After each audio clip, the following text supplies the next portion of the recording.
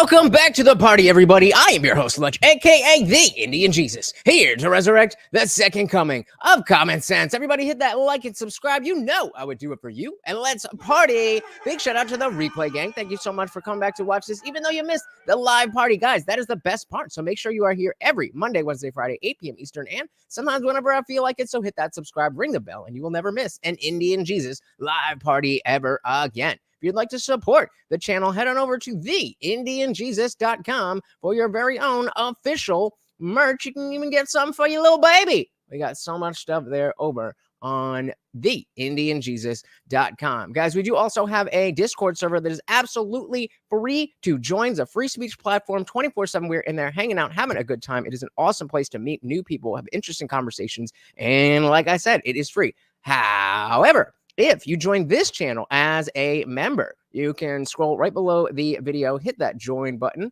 There's a bunch of different levels here, but it starts at just $2.99 a month, and it gets you not only members only live streams here on YouTube and all that good stuff, but it opens up the full server, including our after party channel. So as soon as we are done here, we are going to head over there where we don't have to worry about any YouTube censors, and you are not stuck behind your keyboard. You're actually on screen with me and everybody else. It is a good time. Definitely come and join us. And speaking of being on screen, let's welcome our special Garrett. Give a proper welcome. Let's welcome our special guest, Jared Michaud. Welcome to. Hello, everybody. Good to see you. Good friend of the channel. But just in case people are not aware of who you are, I'm going to throw it to you and just let them know, who are you, what do you do, and where can they find you? Absolutely. So most of all, I am an author of fiction. I just released my second book. I've got 3 more things coming out in the next couple of months. You can find that stuff at e6universe.com.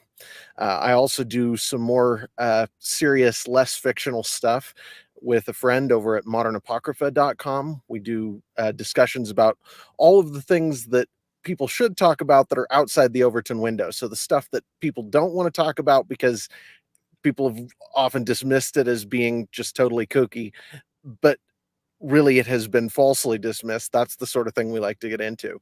And then obviously, keeping up with friends like you, Lutch, and with your audience here is something I don't get nearly enough time to do. And I'm going to be super busy over the next few months. I said I have 3 more books coming out. I'm also going to I think it's like 8 or 10 different events over the next 3 months. I'm going to be away from home like 28 nights out of the next 60 or something like that. I'm like, oh, damn. Yeah, it's going to be interesting. So busy bee and a fan already here. King Nirvana, welcome to the party. So Jared wanted to talk about the censorship industrial complex and sent me this video that we're going to go through. But before we jump into the video itself, why don't you tee up what exactly made this worthy of bring up to talk about? Absolutely. So, a lot of us get the feeling that there's stuff going on behind the scenes, stuff that we don't really understand, and we sort of ascribe it to they. It's the they that, they did this or they did that. And most people can't really tell you who they are or what they are doing, and they can't make it real. Where Mike Benz, he has actually studied into this, and most of what he has to say isn't really secret knowledge, but it's very much not something that you or I would happen upon because we didn't travel in those circles. We don't know where to look. And he knows how the network is put together and who the deep state, he calls it the blob, but it's that people think about. He knows who they are and what they're doing. And he likes to trot it out and show people because they're threatening free speech on the internet, because the blob sees free speech as a threat to their power. Now they're censoring things, and he's not okay with that. And so he's laying it all out for us. Well, I'm definitely with him and not being okay with that. So the blob, similar to what we would call like the deep state or the managerial class, as Vivek Ramaswamy would put it. So let's jump into this, and I kind of skipped through their intros and stuff, but they're getting right into the blob. And Jared, just let me know if you want to pause, and we'll get there. The main thing for people to understand is that free speech is caught in this proxy war between what I call the blob, and I didn't coin this term, I'll go over it, the blob versus populism. So it's not Democrats versus Republicans, it's not right versus left or liberals versus conservatives. It is the blob. And what I mean by that is the foreign policy establishment of the US, the UK, and NATO. This was a term that was coined by President Obama's deputy. So one of the things he's talking about here, he talks about populism versus the establishment, and people need to understand that there is a particular class of people in society who would rather see order than chaos. The idea of freedom actually terrifies them. They really won't admit it. They will pay lip service to freedom. Oh, we're Americans, we're free, but real freedom actually terrifies them. And so they have, a lot of them congregate into this managerial class, this bureaucracy class, as you would call it. And that's really what we're looking at, is that they've come to a place where they can tyrannize society. And so that's the other thing I wanted to lay down here and sort of in preparation for this. Go ahead. Yeah, and I think most people watching are going to be familiar with and that is Mike Vanzier talking about the populism versus the blob, or just the people versus the establishment. That's kind of the same framing. So at least we're not getting too out there. So far, I am following. So let's dive right back in. The UK and NATO. This was a term that was coined by President Obama's Deputy National Security Advisor, Ben Rhodes, when the Obama administration in its final years was frustrated with this entrenched, immutable, alien-like, all-powerful form within Washington that appeared to be more powerful than the White House itself. So this term, the blob, again, came from the Obama White House to describe forces that the White House felt it couldn't take on. And they would definitely know. And we can see that it's in effect, because what was the I don't remember exactly what it was, but it was some presidential meeting, and Joe Biden just goes like, honey, that's not for you. That's not for you. That's how you can tell that it is a very well-developed system. Yeah.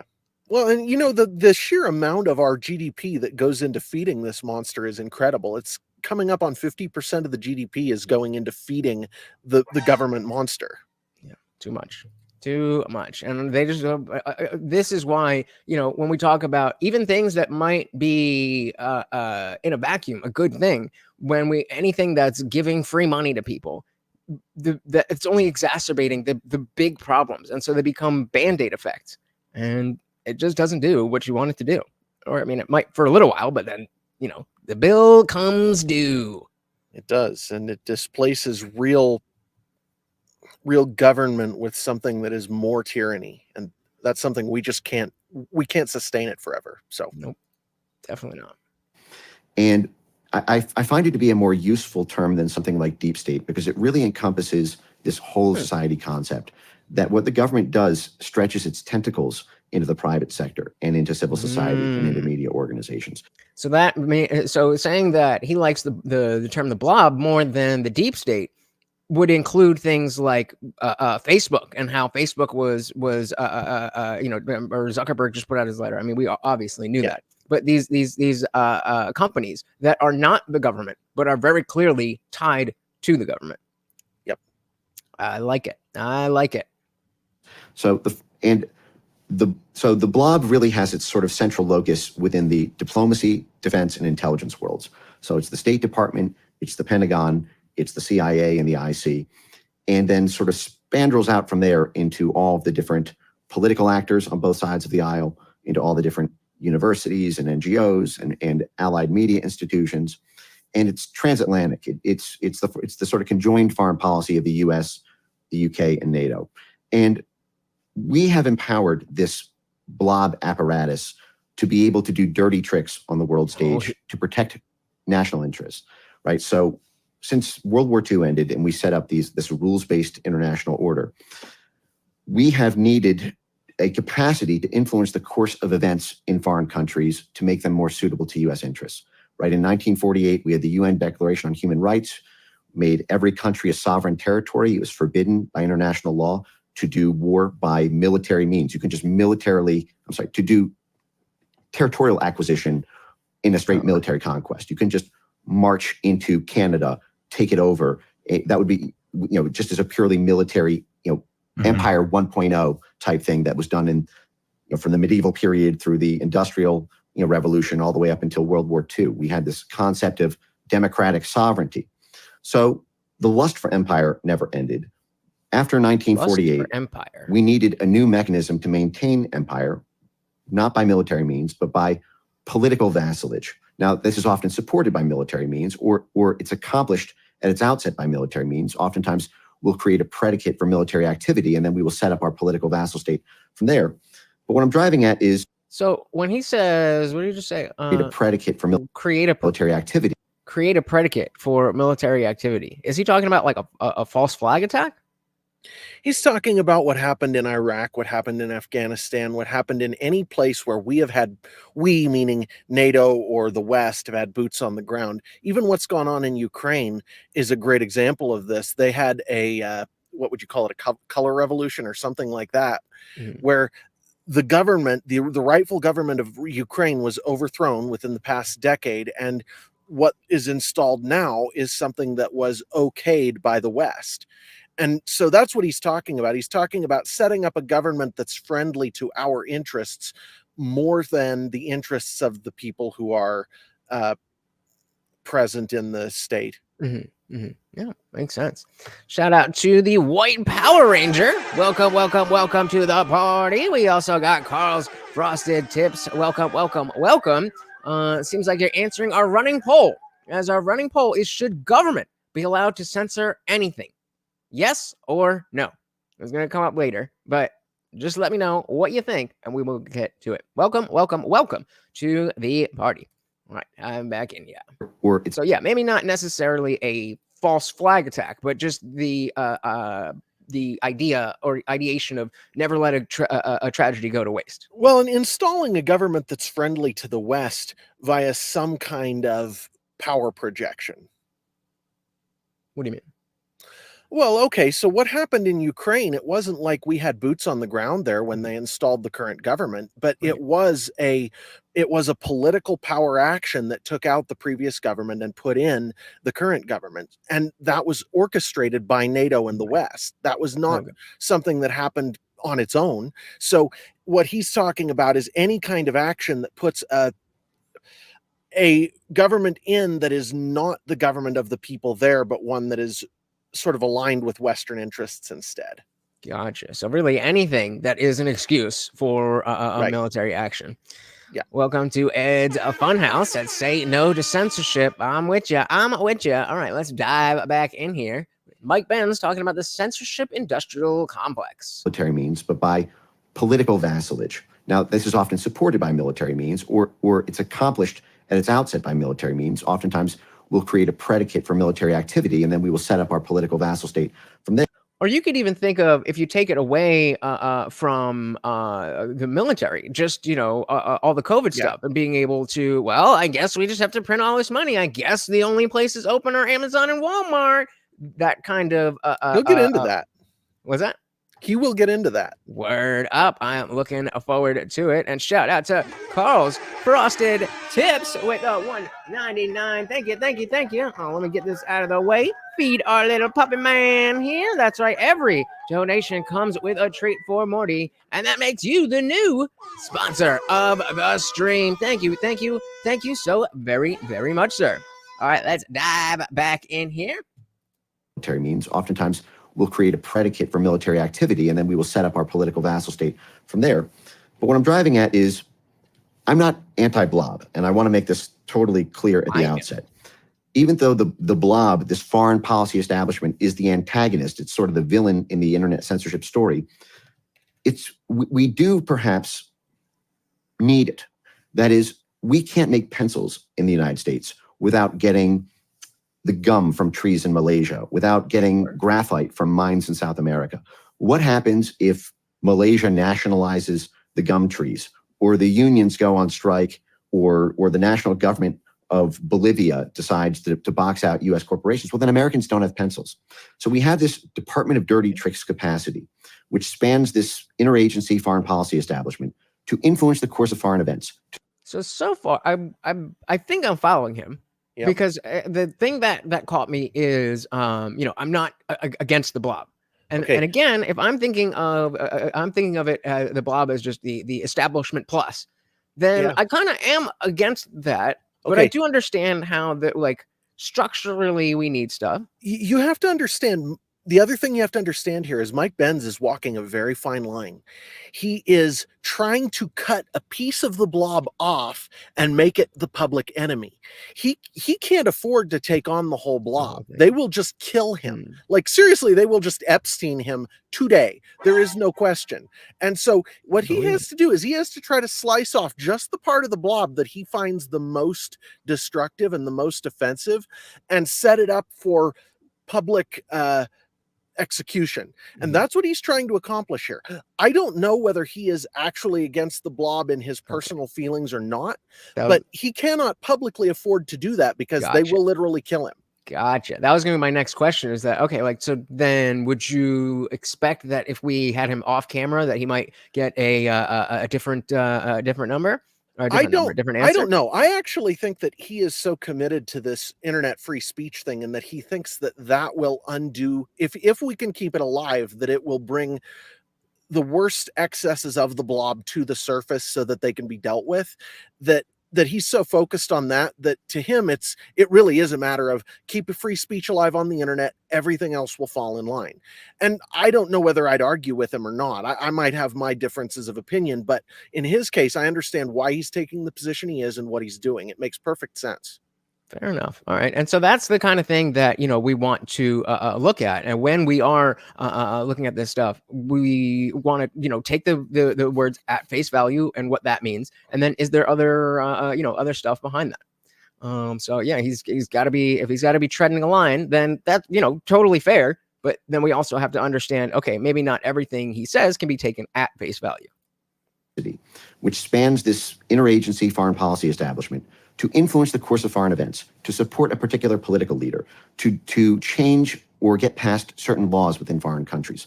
And this is why it was often called in the 1950s, 60s, 70s, the Department of Dirty Tricks, because we had this ability to do things to foreigners, to foreign countries, to foreign governments that the Constitution forbade from doing to U.S. citizens, because it was supposed to redound to our national interest. Even if it's not a national security threat, if it supports U.S. national champions on the corporate side, or it allows Americans to have cheap gas so they can afford middle-class homes and middle-class lifestyle, it's possible that our whole, 20th century magic of the American dream was only made possible because we have this capacity through our foreign policy establishment, the blob, to do these dirty tricks abroad.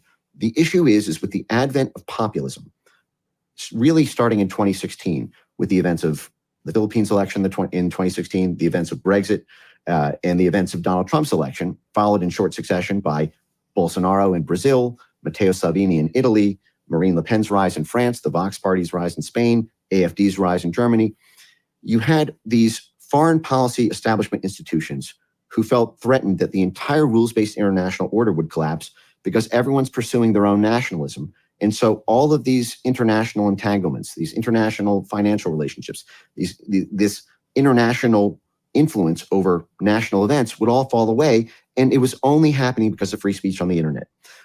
So I'm a little confused on how he's connecting the populism movements that have that were rising at that time, and why that's connected to the blob being a good thing.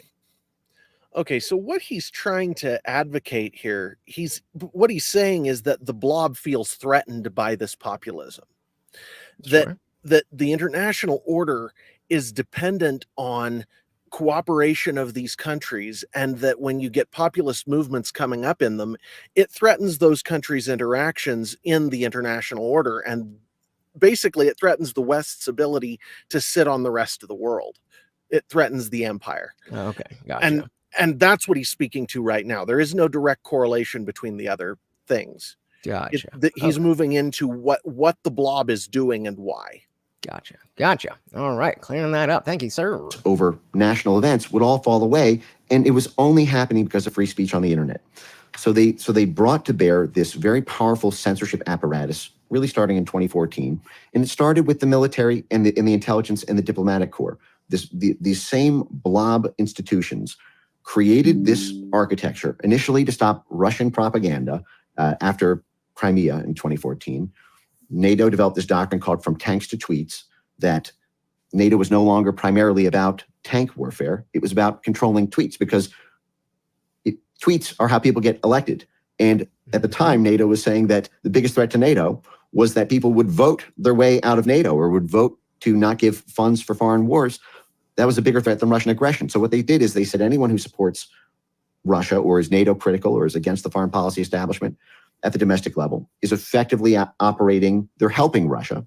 And so even if they're not doing Russian disinformation, we can still use our national security powers, our national interest powers, to get them censored because they are helping an adversary state. And once that apparatus was put in place, they began to apply it to everything. Yeah, and it's and so this is, we you'll often hear the phrase what do they use, fifth generational warfare, and it's a lot cheaper and easier to get your enemy to fight themselves than to have to build and drop bombs and all that stuff. It's absolutely right. And the other thing you have to keep in mind here as we watch this is what he's going to be voicing is a lot of the rationalizations that the blob is making to do what they're doing. That's what he's trying to share with his viewers, is what are they thinking? Yeah. And I think that's really important to be able, if you're going to overcome that, then you have to understand where they're coming from. Yeah, shout out to Carl here. Said, look at England, they're arresting people for Twitter posts. Once you're there, you're too far gone. You're too far gone. I mean, how do you come back from that? I have an answer for that, but it's a long answer. Let's keep listening. Okay, fair enough. They are helping an adversary state. And once that apparatus was put in place, they began to apply it to everything, to COVID, to election disinformation, to climate disinformation. And it grew to be this very all-powerful tool until, as I mentioned, facts, Carl, 2 years ago, the tide started to turn, both within the U.S. government through Congress and the U.S. private sector through new freedoms on Twitter and YouTube, and the rise of, on Twitter and Facebook, and even the rise of a somewhat robust YouTube alternative ecosystem like Rumble. So now they've escalated that, and they're putting pressure on countries like Brazil and regions like the EU. And all over 140 countries now, we have these counter-disinformation programs, which are purely designed to stop the rise of domestic populists who might challenge the foreign policy establishment. How many countries are falling in line with this so far? I mean, it's hard to give a rough estimate. Certainly, all of the countries. And so this other guy is Sean Ryan. He's the host of the show. He's the host, and he does a pretty good job asking good questions. Yeah, I mean, clearly, if you can get somebody to, how long was that? He was just talking for 10 straight minutes. That's a good question. If you can get somebody going for that long. In the EU, probably about half the country. Wait, let's go. I missed the question. What was it? Line with The rise. Oh, how many countries so far? I mean, it's hard to give a rough estimate. Certainly. Oh, Sean. What is it? Sean Ryan, former Navy SEAL and contractor. Interesting. All of the countries in the EU, probably about half the countries in Latin and South America. I don't have full vision into much of Africa. I know that the disinformation programs are there and robust, and they're crying for more funding. But I would say at least 1 to 2 dozen have fallen under this. Another 1 or 2 dozen they're frustrated by. I'll give you an example. So thanks to US government funding, many of these spun out, cut out civil society institutions who receive funding from the Pentagon or the National Science Foundation, the sort of DARPA civilian arm, or through the State Department or USAID, do these stakeholder conferences where they will bring together their assets in the censorship industry in all the different countries. And a few months ago, they did a public Zoom call that I happened to capture, where they talked about how they brought together their Brazil ecosystem and their. I had the same reaction. I was like, capture. That's a strong word. I just happened to get a hold of this. It might be something. It was a public Zoom call though, so you can't really. And he actually will. A lot of times he goes on Twitter and he does this thing where for his subscribers he will go through videos of like the Atlantic Council doing their deliberations or various organs of the blob doing their thing, and he will explain what's going on. And I've watched a couple of these things and clips of them. I haven't subscribed to his thing. I'm poor, but I've watched a few of these clips, and it's mind-boggling what these people say out in the open. And then of course that begs the question. That raises the question, if that's what they're willing to say publicly, what are they willing to say behind closed doors? Scary stuff. Scary stuff. Philippines ecosystem. And they were frustrated that the folks in the Philippines were not willing to go as far as the folks in Brazil in terms of the counter disinformation laws they were lobbying for, the different techniques that they were willing to apply. But they brought together these multi-stakeholder players from a dozen different countries' censorship ecosystems, all back-channeled essentially through USAID funding or through a sort of university front, where they will literally get everyone on the same page like a magnet so that they apply these censorship best practices to stop the rise of populist political candidates in their region. Wow. Sure. So, I mean, so far, definitely framing it in a different way than I would usually understand it, but nothing fantastical just yet. So, he never does any. This is the cool thing. He never does anything fantastical. It's all very much connected. He's laying a groundwork right now, and he will actually name names and tell you who worked for which department and what that person did. And the Atlantic Council has 7 living CIA directors on its board of directors. Did you know that? I did not know that. So let's get to that. Where? Oh, did we lose him? Let's see. All right, we'll jump back in here. Hopefully, he comes back in. But I see a big bump here, so hopefully we'll get into. It started in 2014. Because what I was meaning to say was that not that he's not saying good stuff, but if you're paying attention, you pretty much understand. This is what's going on. And you said 2014 is when NATO began this in Central and Eastern Europe. That was really, if you will, the sort of Agent Zero. That was sort of the. If this was a sort of Ebola outbreak, that was sort of the lab in which it was incubated, or the monkey, that first bit a human. And this was, from their perspective, the State Department, USAID, the military pumped $5 billion into Ukrainian civil society to topple the democratically elected government of Ukraine in 2014. This is Viktor Yanukovych's government. And I'm not even weighing in normatively about whether that's a good or a bad thing. But the plain fact is we did overthrow that government, which was democratically elected by the Ukrainian people. We did it through the same means that were done on January 6th. This was just a straight up riot to take to the main parliament building square and overrun it through violence and seize control over government. It's everything that was accused of January 6th protesters, but our U.S. Embassy did it. Victoria. There he is. I don't know if we lost you or whatever, but hang on a second here. We got you back now. My laptop. Can you hear me? Yep. Okay, I'm good. I'm having a sound issue. I'll fix it. All good. And yeah, so there we go. That's why. Putting this. Okay, I'm good. What putting this in the context of what happened in Ukraine was just like January 6th, I think is really powerful because the media has done a very good job of making it seem like January 6th is the worst thing ever. And like, sure, rioting is bad and all that stuff, all the things, but it really isn't the catastrophe that they try to make it out to be. And honestly, if it was actually what they play it out to be, then we could have been in a much more precarious situation. But obviously, nobody was trying to take over the government on January 6th. Yeah. control over government. It's everything that was accused of January 6 protesters, but our U.S. Embassy did it. Victoria Nuland was handing out cookies and water bottles to the militias that the State Department and USAID and all these different CIA-backed channels had been funding with billions of dollars. But they were not expecting what came next, which was this counter coup. The entire eastern side of the country declared itself to be a secessionist breakaway state, militarily backstopped by Russia. Crimea voted in an independent referendum to join the Russian Federation. And so the State Department, the Pentagon, NATO threw up their hands and said, we pumped $5 billion into Ukraine, and we still couldn't budge anyone living in the eastern flank, anyone in Crimea, to side with our propaganda over Russian propaganda. It's almost like sending billions of dollars isn't automatically going to solve every problem that you have. Well, and just in general, the whole thing, we have this tyrannical sort of, as he puts it, blob sitting on top of society that's trying to run the world. And wouldn't you know, about 50% of the people under that regime are not really happy about it, whether they're in the US or elsewhere. And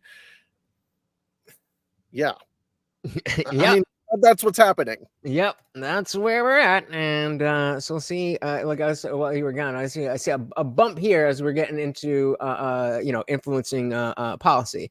But like you said, he's kind of just laying the groundwork, so we'll let him cook. And so we needed, this is part of the issue with winning through propaganda. At a certain point, you can't, it starts to backfire. If you can only turn your knob up so much on your own propaganda before people go, that hurts my ears. I don't trust this.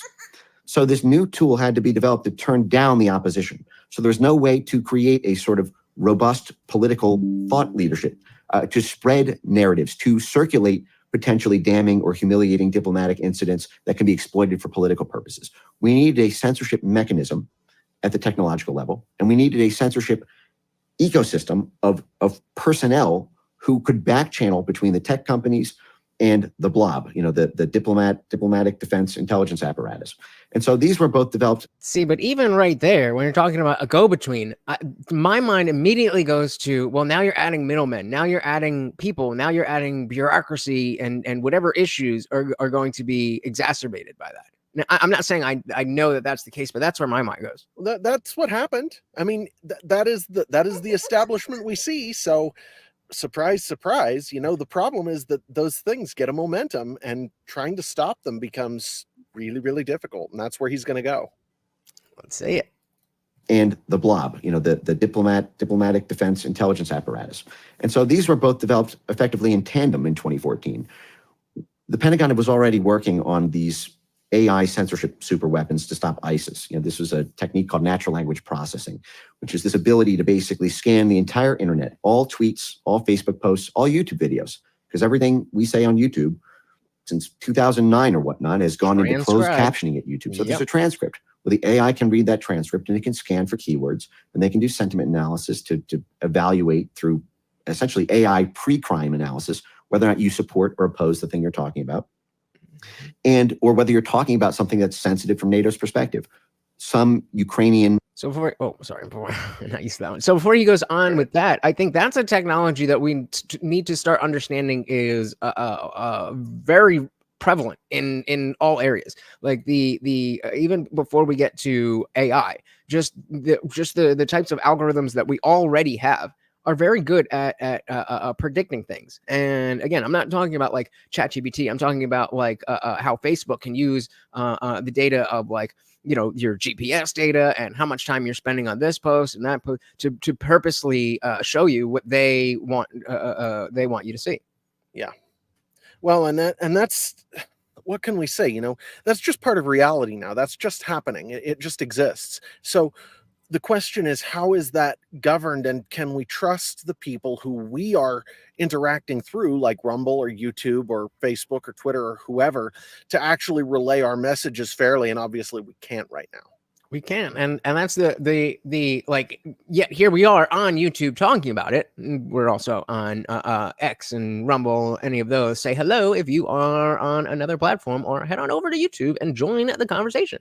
But the like, even though they're not quote unquote on our side, and by all means might be directly against us, there's still not a structure. There's still not an avenue to go around it. And so even if we want to say in the content creation that Rumble is way better because they're, you know, a free speech platform and da da da da da, sure, okay, but like there's nobody over there unless you're specifically going to watch Steven Crowder or Barstool Sports or somebody who's gotten a Rumble deal. Then people don't really browse on Rumble the same way they do on YouTube, and That's a network effect problem. Mhm.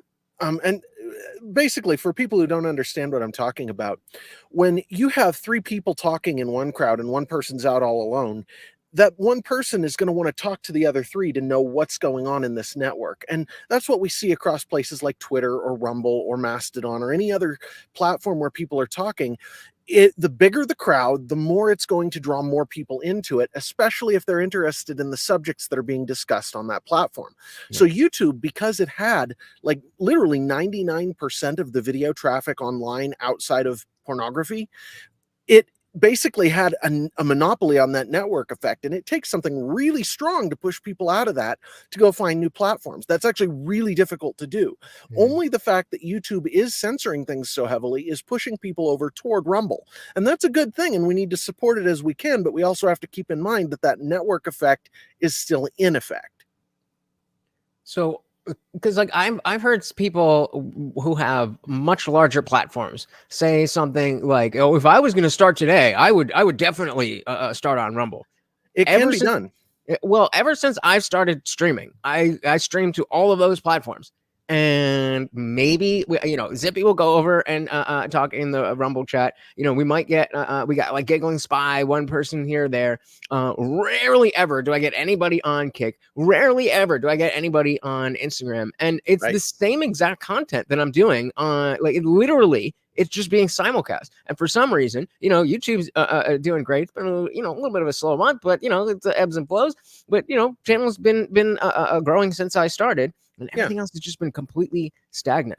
Okay, here's a fun one. I've been following a group, a couple of people who do a conspiracy show called Conspiracy Pilled over on, they do most of their stuff on Rumble. They intentionally snub YouTube because YouTube likes to censor the stuff they particularly like to talk about. And they have actually been growing at a reasonable rate over on Rumble. Over the past year, they're up about 5,000 subscribers on Rumble. And that's they do have YouTube channel. Well, they do publish a YouTube channel, but you know, they're mostly focused on Rumble, and Rumble is where people gather. So it can be done.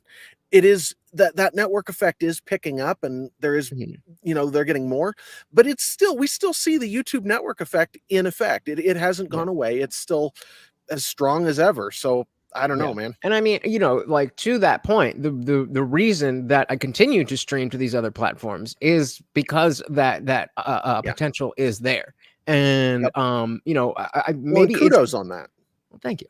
And maybe it's just like a YouTube thing that like the chat is, I don't know, I'm just making excuses, but I see a lot of people will view the videos or be watching the streams or watch the replays and like say hello, guys. I want to chat with y'all. That's what this is all about. Come talk to us and support his channel, by darn it. I mean, you know, everybody's got to, he actually has a lot that goes into this. He's spending a lot of his time on this. You guys ought to be supporting him. And he noted to me that guests tend to bring the super chats down. If you want guests, you know, support the guests too.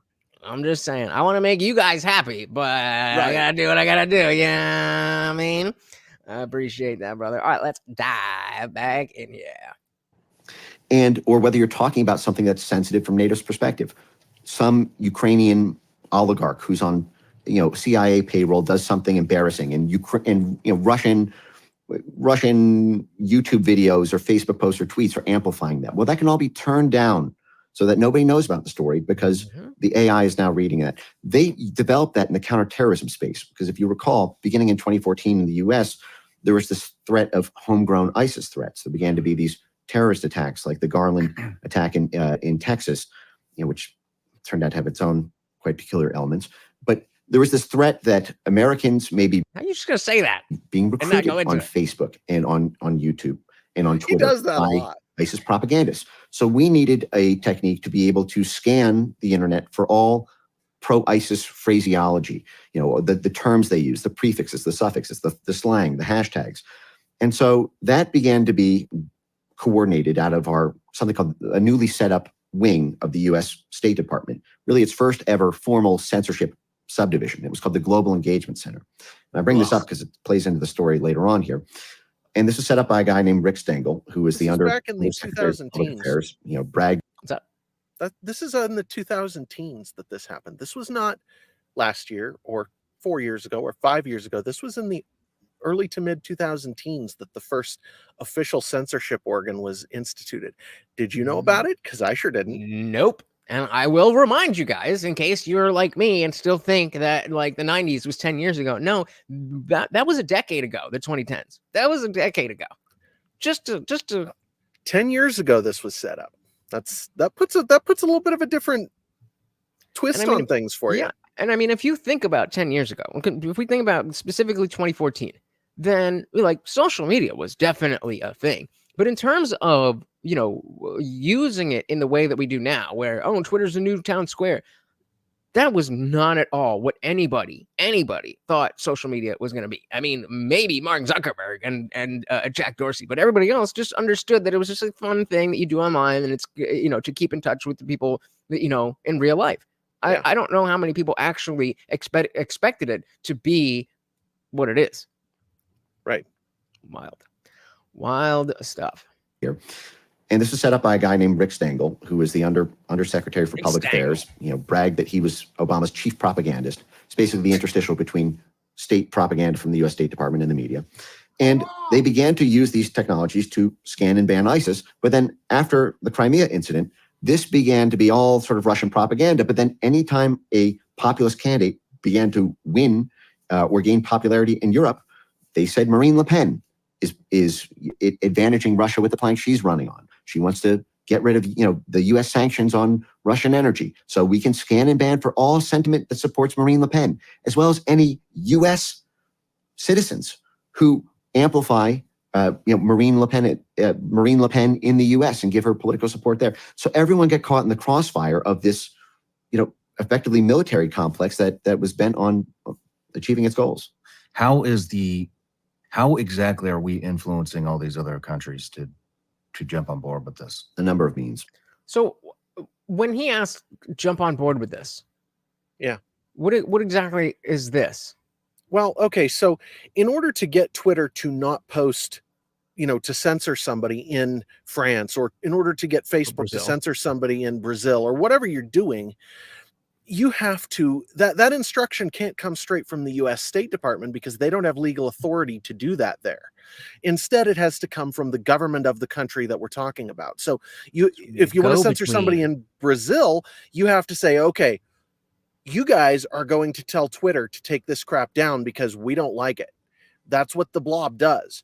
And so now what he's asking is, how do they get Brazil to play ball on this stuff? Gotcha. So it's about bringing other governments, and then I guess subsequently corporations and whoever else has power into the same blob, the same establishment, to consolidate power. Subject to their decisions. How do we make them follow our decisions? How do we make them do what we want? Fall in line, comrade. Fall in line. How exactly are we influencing all these other countries to jump on board with this? A number of means. So do they know that we're influencing them?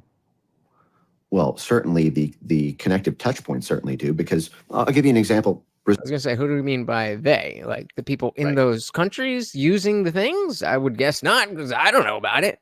Right, exactly. It's a question of who we're talking about, because this is 5 or 6 layers between because the government decision and the people who actually are being censored. Yeah, the government obviously knows. Not necessarily. The government of Brazil probably knows, but it's, they set up this liaison office with the blob, and that liaison office goes, so you need to talk to Twitter. That instruction may get lost in the bureaucracy of the government we're talking about. So it may never come to the attention of the leaders of that country what's going on. So the government could be behind it without actually fully understanding what they're behind. Well, who's to say? Brazil has to interface with the US. The US is the biggest world power. Brazil has to talk to us. They have to talk to NATO. So who's doing the talking and who makes the decisions? It may just be a bureaucratic matter at some level. We don't actually know how those decisions are made at those other places, which is exactly what they want. Right. Exactly what they want. The what's the phrase I'm looking for? Plausible deniability. Well, we didn't know what you mean. Shout out to Am. Welcome to the party. We are here with Jared and checking out Mike Benz on the Sean Ryan show, talking about the censorship industrial complex. Welcome to the party, talking about how do other countries get involved in the blob is kind of their phrasing for the deep state plus anyone that helps the deep state. Is that fair? Sure. Well, yeah, but you have to understand the blob is composed of, it's like NATO's at the top and the US State Department's at the top. And then any bureaucratic or government agency that they can influence sort of becomes part of that and has to sort of follow their direction. Yeah. So it's a little bit more loosely defined than the establishment. Right. And so But right it now we're is the talking about establishment. how they force people to follow their direction in other countries. Right. All right. So yeah, so we'll go back to the Countries question. to jump on board with this. A number of means. So, Do they know that we're influencing them? well, certainly the connective touch points certainly do, because I'll give you an example. Brazil. So Brazil has this tyrant judge, de Moraes, right? How old is this? Because they just banned. So this came out from last Thursday. last Thursday. Okay, so this was after they banned X in Right. Brazil. This is very recent. I tried to grab something that was just like this past week. Nice. Oh, Brazil. So Brazil has this tyrant judge, de Moraes, right? This is the current war between Elon and this, the head of Brazil's censorship court. It's called the TSE. It's a subcourt of Brazil's Supreme Court, the STF. And so a lot of people see the actions of this one tyrant judge who basically has this ability to issue an edict, and then anything posted online becomes instantly criminal. Sitting parliamentarians in Brazil call the current president, Lula, a thief. And the judge says, you're not allowed to say that. The person faces, a criminal judgment for demeaning the current president. Going after journalists, going after politicians, going after ordinary civilians by any edict. But there's a whole censorship substructure to what de Moraes is involved in. There's advisory councils. There's a whole coterie of flaggers who propose the things to be flagged, who do the technical work of the sort of AI scanning, who do then the narrative network mapping. If they want to say anyone who challenges the results of Brazil's 2022 election, well, they need these outside institutions to create this whole narrative network map. Well, these are US funded and US backed channel institutions who provide the entire substructure to the head of the snake. The analogy that I've been giving on this is it's a Brazilian spider, but the spider web was laid by the US State Department, USAID, the National Endowment for Democracy, and go through all their roles. And the fangs of it are star-spangled spangs. This is the US the US State Department trying to take out its political opposition in Brazil. They went to war with Bolsonaro. They called him Trump of the tropics.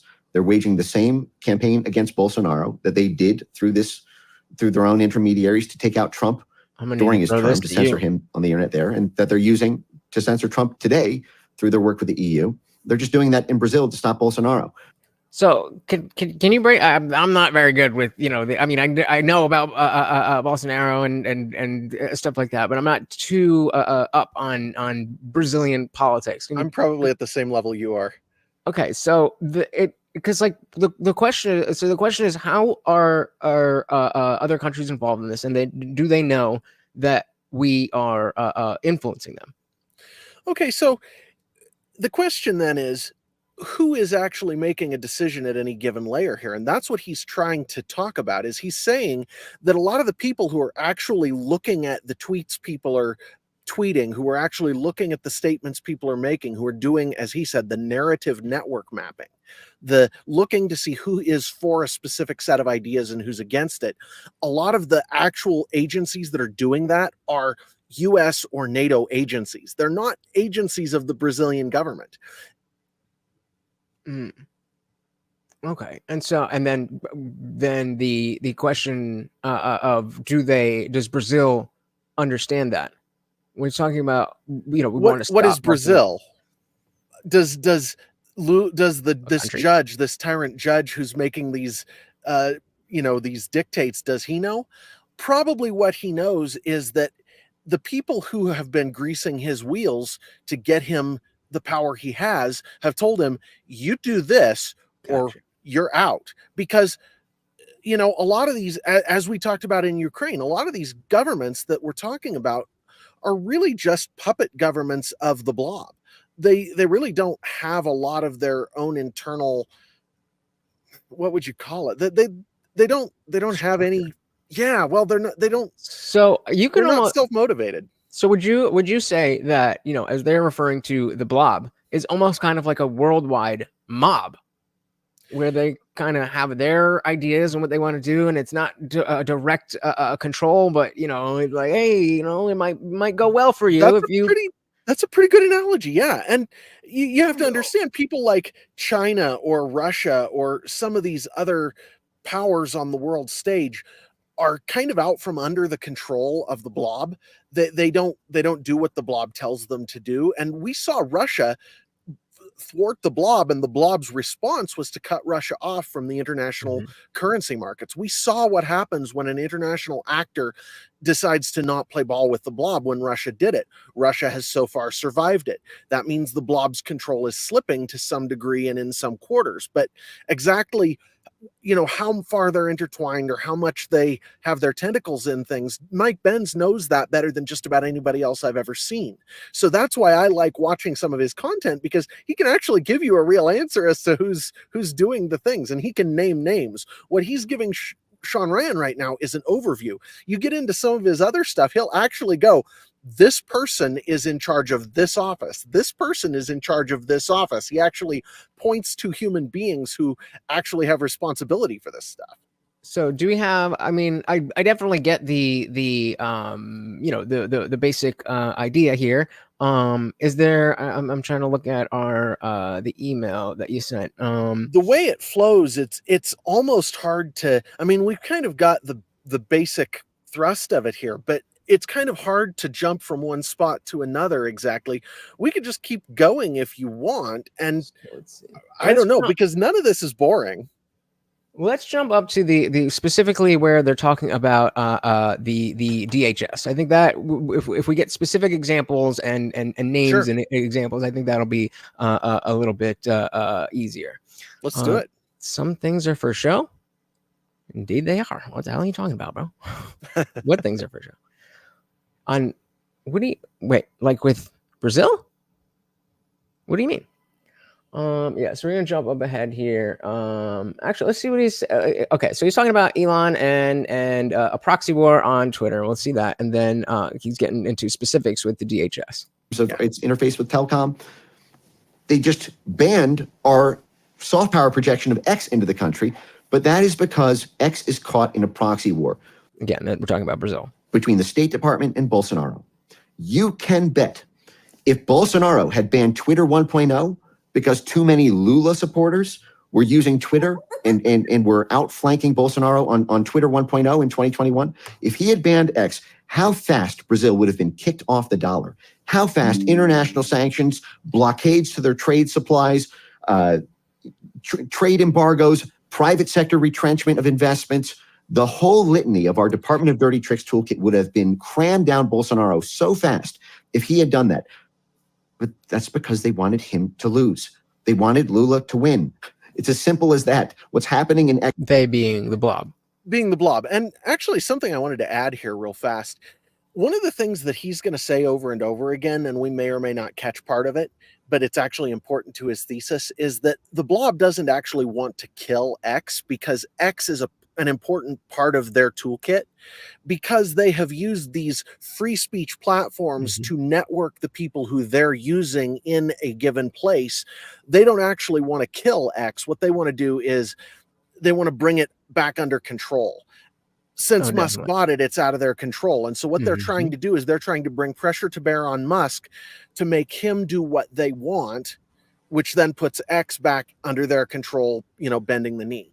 And we may or may not encounter him explaining that, but that is a big part of his thesis. Yeah, and which makes a lot of sense because there's so much influence to be had on that platform, and so you know, even if it is at the moment maybe moving in the wrong direction, if wielded properly from their perspective, then I mean, that's the game, right? Is getting control over those things. And you know, this, I mean, and you know, we were talking before when they were discussing you know, like privacy in different countries and stuff. And you know, people will give me shit for spending a lot of time on TikTok, and they're like, oh, well, it's the Chinese government. I'm like, bro, like, do you honestly think that if somebody wanted to get my information, that me being on TikTok or not being on TikTok would be whether the deciding factor?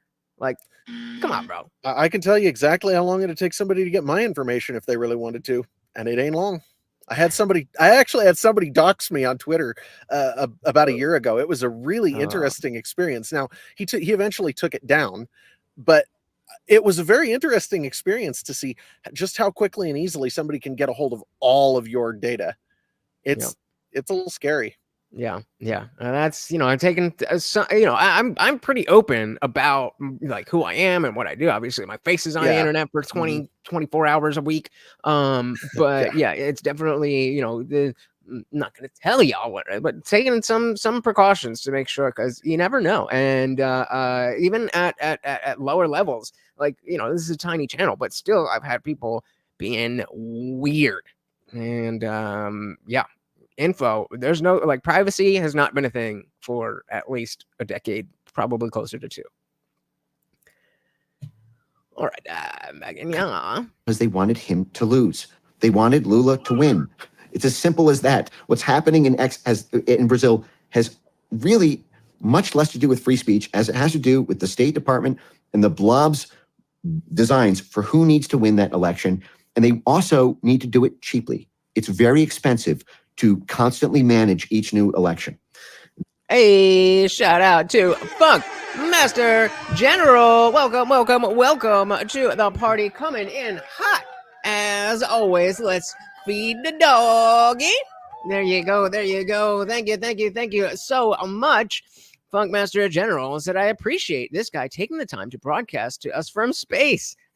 Buy him an ice cream when he lands. For now, please, the Overlord. And the Overlord is pleased. Thank you so very, very much, sir. And welcome to the party. And of course, that makes you the new sponsor of the stream. Very, very, very much appreciated. Welcome. Need to do it cheaply. It's very expensive to constantly manage each new election. And so they have this policy of transitional justice and stabilization so that after the State Department overthrows a country or runs tens of millions of dollars to a political opposition and they barely win an election, we have this new policy of transitional justice where we arrest all the opposition leaders. Bolsonaro right now is under countless indictments, just as Trump is here. And they censor all of the forces around that, so they prevent the mobilization and the coordination of that party's resurgence. They can't get their messaging out. Their media is all banned. And so that way it's cheap to manage. You might need to spend $50 million, $100 million to rig it in 2018, but in 2020, because after the stabilization process plays out, you might only need 10 million because they're polling so low because all their media is banned and all their politicians are arrested. Yeah. So, like, and I mean, correct me if I'm getting this wrong, but it's like once you've, you know, we'll take Trump. Once you've exposed him for, oh, he slept with a porn star, and then he did this, and then he did that, and now he's technically a convicted felon, and all of these things, then the amount of dirt that you have to throw at the man in the future is less because the work's already been done. Is that that's generally the thought? But it's more along the lines of, imagine the Republican Party were to lose and all of the Republican candidates, not just Trump, were to have dirt dug up on them and thrown at them. And so the bunch of them get put in jail. And then the Daily Wire and any other media that's friendly to the Republican Party starts to get harassed. This is the policy that the blob has started undertaking in foreign countries. Now, because of the U.S. Constitution's protections and the blob's origination in the U.S., they weren't technically allowed to do that in the US, and they're finding rationalizations to work around that. That's what's going on right now, and that's what he's talking about. Yeah, they are trying. They are trying. And yeah, I think that, uniquely, the U.S. is poised to be able to fight against this. And, we just got to give a dilly to the founding fathers for being able to see. I mean, I don't know if they foresaw this particular example, but the types of protections that they put in. I mean, dilly to that. Funk Master here saying, just hanging around, trying to save my soul with treats. Hey, it's working, brother. It is working. All right, diving back in, yeah. This plays out, you might only need 10 million because they're polling so low because all their media is banned and all their politicians are arrested. Right, like everybody already has such a low opinion of Trump, obviously the people who do. So you don't really need to do much more to convince them for this election because you already sullied his name. But if you're arresting Mike Lee and Ted Cruz and all of the other big Republican names for trumped up things, and then that is what their policy in nations that they take over is. They go after the whole opposition network in that country and bring the country into subjection to them. So the fact that we're even so you could on one hand be like, well, at least they're not doing that, which okay, fair. But the fact that we're on the verge of them doing exactly. that. Like we shouldn't have to say that. We're this close. Exactly. They're going to try, and they are trying. Oh, what was it? I wish I could remember. I'm not going to be able to remember. It was something. But shout out to Zippy. We were talking in Discord last night, and I don't remember exactly what it was, but there was some action that was bad that we were talking about, and he was like, "Which is worse, this or that?" And I was like, "Okay, well that." But certainly the fact that you're making the comparison to this and that demonstrates how bad this is. Even if that is worse, you have to ask, then this can't be a very good thing. And wild. Process plays out, you might only need 10 million because they're polling so low because all their media is banned and all their politicians are arrested. This is a very nasty playbook. Do you think the U.S. is more concerned with the censorship of other countries? Interesting question. And I mean, a playbook it is. Well, yeah. And for anybody who hasn't caught it yet, every bit of this interview is worth watching. We're going to try to hit the most interesting points, but every bit of it is worth watching because Mike Benz is. Yeah, the link to the full thing is in the description. Definitely check it out. Obviously, we're not going to have time to go through the whole thing. But I do agree with Jared. It is worth your time. Did I just ask you? Oh, I was gonna ask you if you I was gonna ask you if you knew the answer to the question, but I was gonna say if you remember what he said, then it doesn't really matter. So whatever, we'll just move on. Do you think the U.S. is more concerned with the censorship of other countries? So I'll answer at this particular point in time than it is on the U.S. itself. So is the U.S. more concerned with censoring U.S. citizens or censoring other countries? I feel like it would be domestically because I want to say that if ISIS or what's her name, Hamas or something like that would be the big worry. But the question's phrased wrong. What's that? The question's phrased wrong. It's the wrong question. Okay. Let me see if I can put it in perspective. It's not a matter of interest. It's a matter of institutional momentum. Okay. So when a business is designed to sell toothbrushes and there's a huge market for soap, it's a lot harder for that business to move into selling soap than it is selling toothbrushes. Or if your business is designed to sell toothbrushes in the US, selling them in France might be a little more difficult because they've got different regulations, they've got different institutions, and there's a language barrier, and there's these other things. So what we're talking about here, when we're talking about censoring the people of the country, when we're talking about deciding who wins a political battle, what we're talking about is the political momentum of the blob moving towards censoring the US, or is it moving towards censoring other countries? And it was designed to censor other countries. That was where it started. That was its whole purpose at the beginning. So interest is the wrong word, because it isn't exactly intelligently directed. It's kind of moving on an autopilot sort of thing, where it's first censors other countries, but because of Trump, and he'll get into this, because of Trump, it got that censorship apparatus got turned on the US, but because their internal rules didn't actually allow them to do it, they had to come up with new excuses and new reasons to, to sort of circumvent their original directives. And so that's what we're doing right now. The blob is currently overcoming its internal objections to censoring the US, because originally it didn't have any objections to censoring other countries, and the US Constitution was what it was designed to follow. But it's not doing that anymore, obviously. So we're seeing that changing now. Definitely. Okay, that makes sense, and that's what kind of what I was going to say, is that immediately, being in the U.S., being part of the, a culture warrior, it would seem that they're more focused on censoring the U.S. But I'm not really sure what you're saying. It makes a lot of sense. But we continue. Let's say hello to our boy Day Video. Welcome, and give me a perfect opportunity to end this poll here. Again, if you have not already hit it, or are watching the replay, let me know in the comments. Should government be allowed to censor anything, yes or no? And 90% of you said no. And David is asking, what do you mean by censor? And well, I mean, what do you think? That's what this whole episode is about, actually. If you go back when we're done and you watch it from the beginning, you'll get the answer to that in spades. It's like, this is what the blob is doing, and this is what the blob is, and this is what it's becoming, and that's sort of what we're exploring here. So it's not an easy thing to answer in one sentence. Right. And so that's exactly why I phrased it that way. And I wanted people to go to where Dave Video's mind went. Well, what do you mean by censor? The fact that 90% of you said that the government shouldn't censor anything.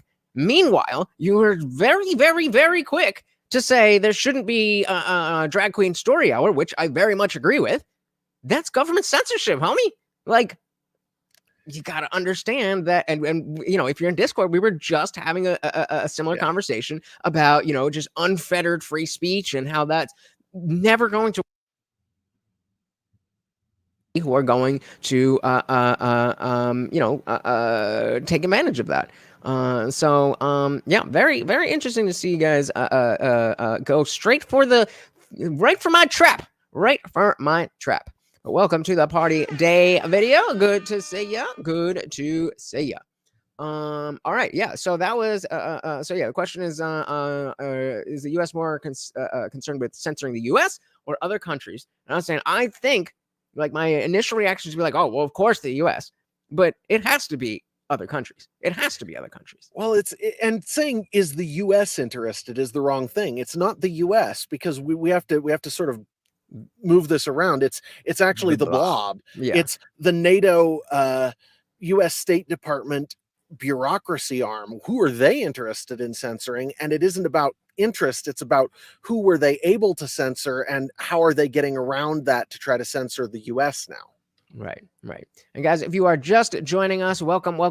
We are checking out Mike Benz and Sean Ryan talking about the censorship industrial complex. And they're going to be talking a lot about the blob, which is essentially the establishment, the deep state, all of that, and a little bit more. You'll get it as we go. And if you have not already, please do me a favor, hit that like button, hit the subscribe. Let's do it. Other countries at this particular point in time, that it is on the U.S. itself?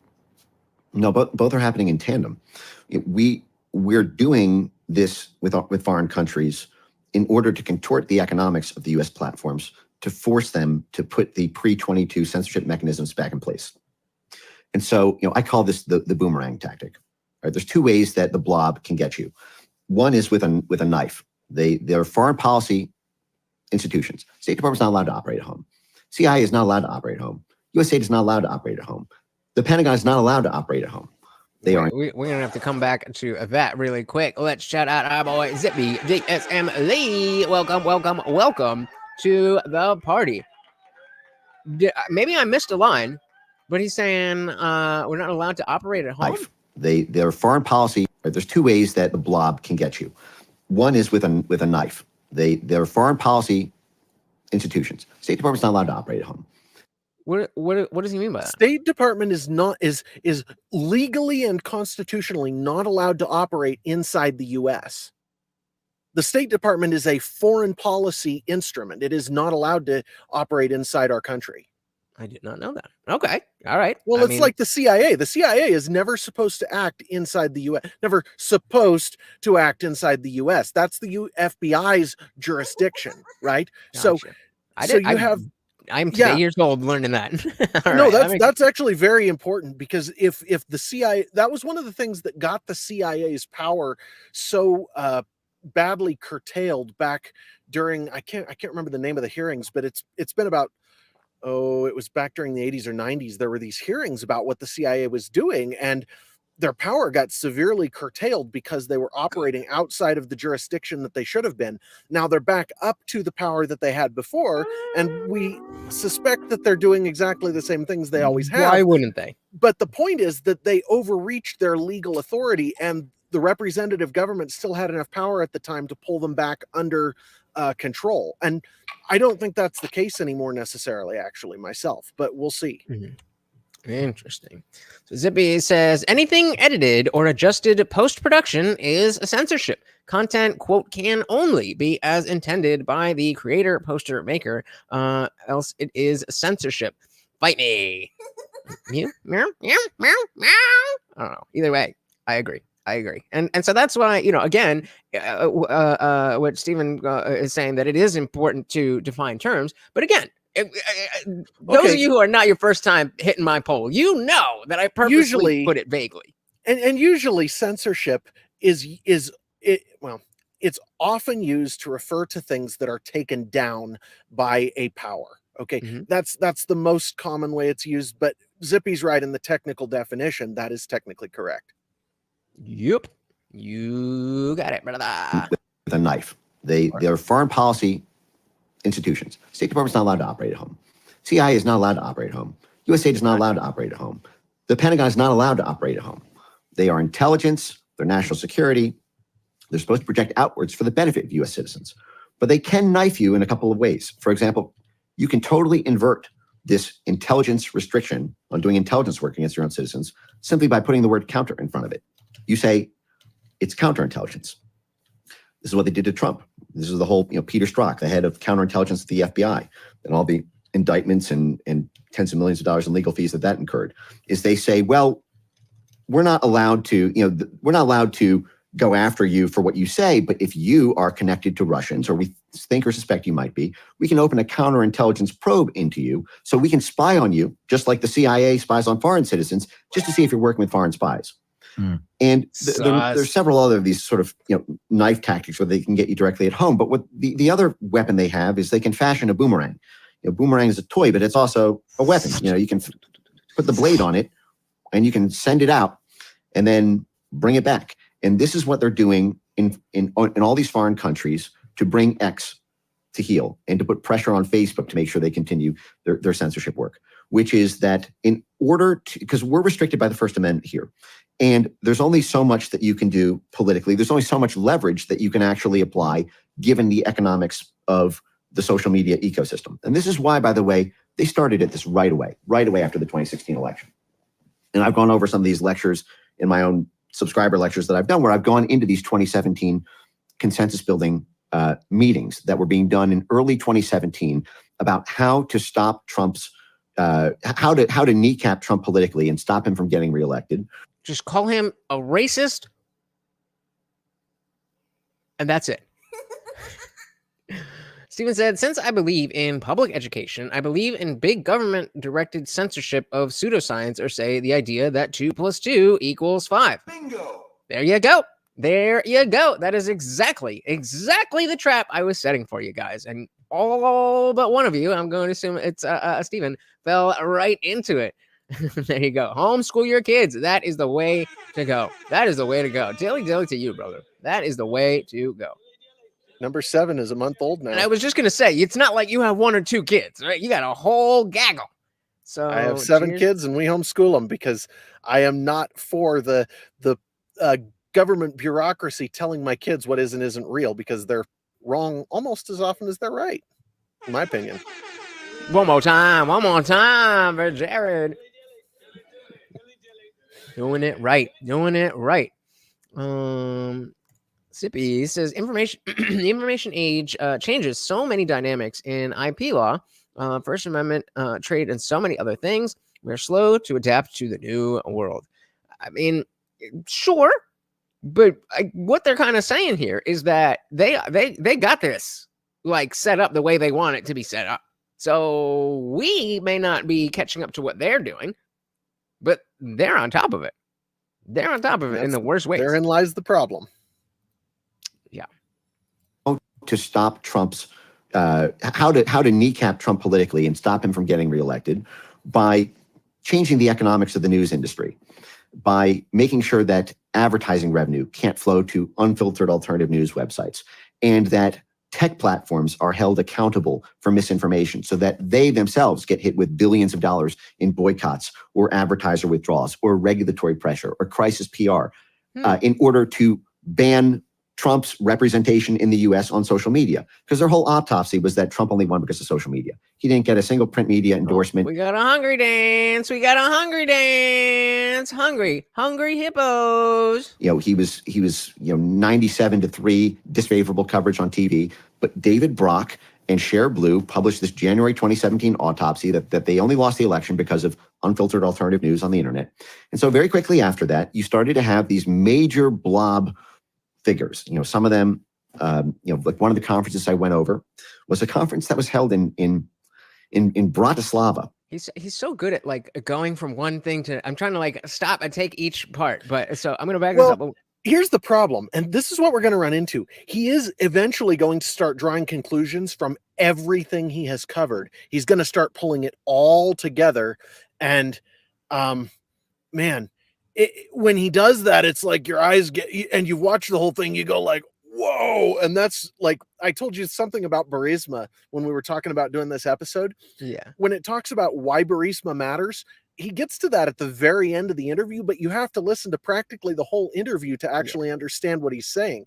And that's really tough to do. We don't have time for that, but man. So what we'll do is, he's just getting into the part about the DHS censorship, and then we'll jump to the Ukraine stuff. And since we have, we've seen it, then we can jump in and fill in the blanks. And I say we, and I kind of mean more you, but yeah, we'll do our best. And again, we definitely suggest that you take the time to go watch the whole thing, because obviously we can't cover the whole thing, but it's important stuff. It's important. I can't do it justice. Not in a half hour. I can't do it justice. Not quite, but we do our best. And we give you the link. So do your thing. If you're interested, go. It was held in Slovakia at the Globsec Global Security Conference, and it involved Michael Chertoff and a guy named Christopher Walker. At the time, Walker was at the National Endowment for Democracy, which is the CIA cutout, and is currently at USAID, which is CIA funding conduit and State Department funding conduit. And Michael Chertoff is, he was the first head of DHS. DHS was the first government agency to establish the censorship infrastructure, as I mentioned at the start of this, through CISA and then the Disinformation Governance Board, and they played the quarterback of what the state, everything from the State Department to the FBI to the Pentagon. There was this whole of government, whole of society thing that DHS quarterbacked. But you had the first full-term head of DHS. By the way, Michael Chertoff was also the head of Freedom House, this major State Department we're getting CIA free speech NGO, which was doing, I think, noble work up until it switched to censorship, because it would try to pry open foreign countries so that U.S. funded media or U.S. supportive media could flourish there. And isn't that the story of so many, just in general, organizations, non-governmental organizations, task forces, that they were doing good work until they weren't? You know, the problem is trying to run an empire from the shadows, and that's essentially what the U.S. foreign policy has been doing since World War II, more and more consistently, is trying to run an empire from the shadows. And when you try to do that, the lies get deeper and deeper. There's just no way around it. At least if you have an empire that's honest, you're at least ruling people openly, and you can just tell them no because we say so. In this case, they have to do it all by manipulation and sleight of hand, and that's just the world they live in. And so it's going to get ugly, man. And it's already ugly, and it's going to get worse. Right. And it's the world that we all live in. And it's the mechanism that is going to be needed to be used by, like, this is the way of the world now. This is the direction we're moving in.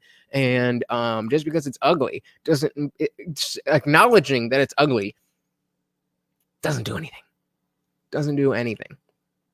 He said, it almost seems like government is really incapable of fighting corporations when corporations are tied at the hip with government. Imagine that. Imagine that. Tying, like, there should be a... Good? Oh, that's what he's getting into here in this interview, is how, and that is the big point he's bringing together, talking about Elon Musk and talking about the censorship and stuff, is how the government is turning around to fight against these corporations. That's actually what he's getting into, and it is interesting. Word up. Let's do it. But yeah, I mean, exactly. There should be some level of not what's the word I'm looking for? There should be some level of conflict, maybe, with a business that's trying to operate, and the government, because of the regulations that come in. Because any business should want a free market, because if you believe in what you have, then that's why you're selling it. And anything that the government, any kind of regulation, any kind of fine, any kind of whatever that the government puts in, makes it harder for you to do the same exact thing. Who writes the regulations now? Do you know? Well, now the president, but no, it used to be Congress. No. Well, all these executive orders? Okay, those aren't regulations. Those are executive orders. They carry the same force as regulations. But who actually writes the regulations that determine how companies operate is governmental bureaucracy regulatory agencies. And the way they go about this is they actually ask the corporations, what regulations should we write? And then they go write them. That's how it's done today, right now.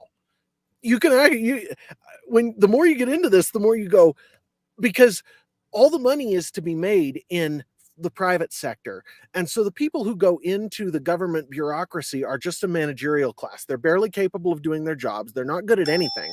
And so what they do is they go to the people who are actually smart, who actually understand what's going on, and they go, what do we do? And the people in the private sector go, so this would be a good thing to do, but this just happens to be good for the company that they're working for.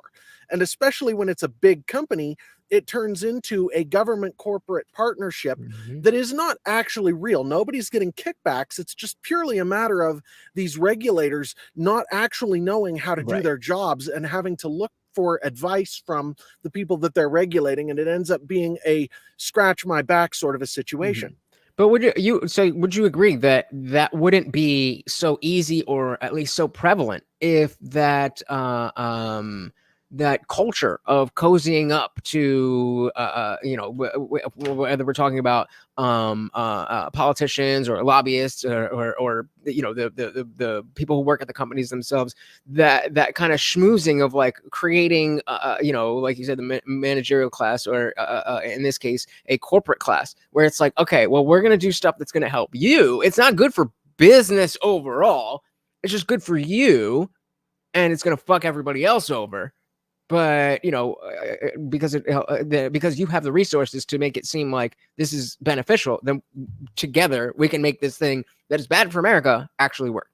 or not actually work, but actually You pass. know, I don't know how to solve that problem exactly. This is something I've put a lot of thought into, but my inclination is twofold. Number one, that the bigger the regulatory state grows, the more difficult it is to manage because it just gets out of control. It just gets to be too big for anybody to have practical oversight over the way the people's representatives are supposed to do.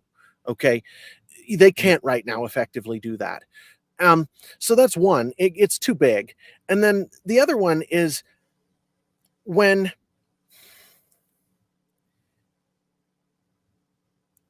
and this is the problem that I don't know how to solve.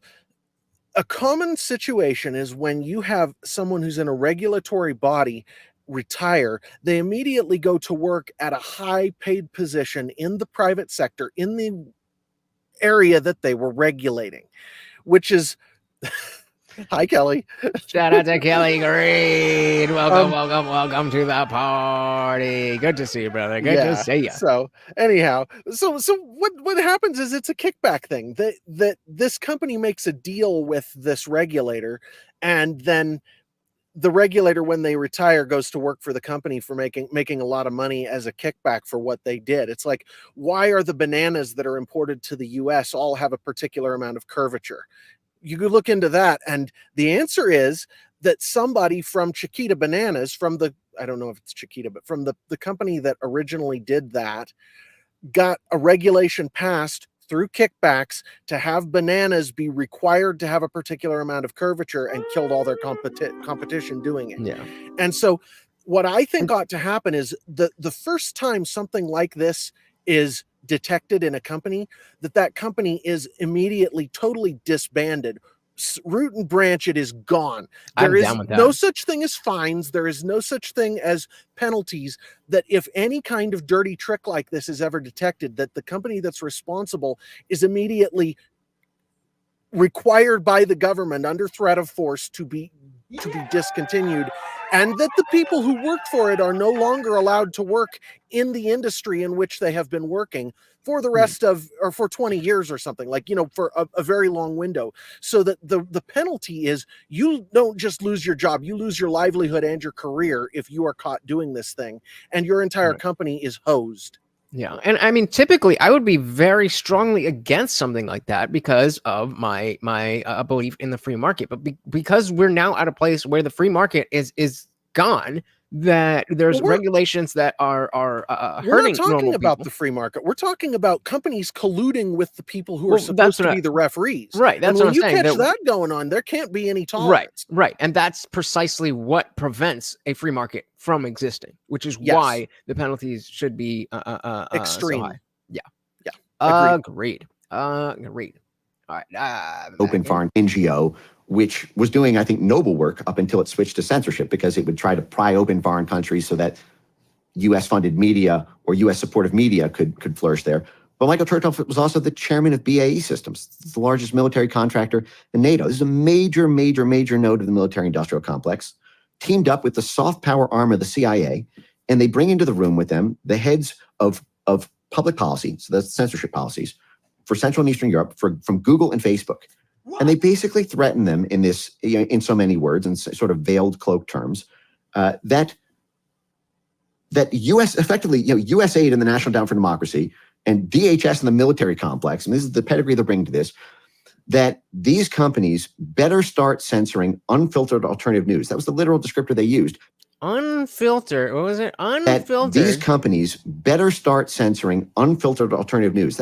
Unfiltered alternative news, aka anything that we don't want you to hear. That's you, and that's me. That's all of us who actually care about the truth.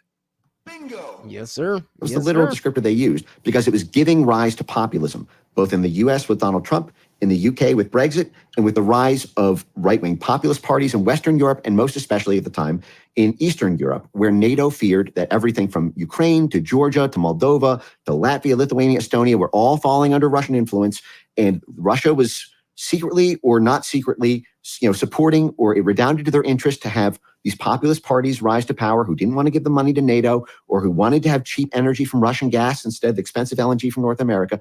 And so you have this US government plot right out the gate explicitly to contort the economics of the American news ecosystem, to make it inhospitable, to make it bankrupting to the bottom line for Facebook not to play ball, for Twitter 1.0 not to play ball, for YouTube not to play ball, lest the full force of the US government, either directly or through these cloak and dagger back channels that they represented, would make it economically impossible for them to avoid falling under the government boot heel.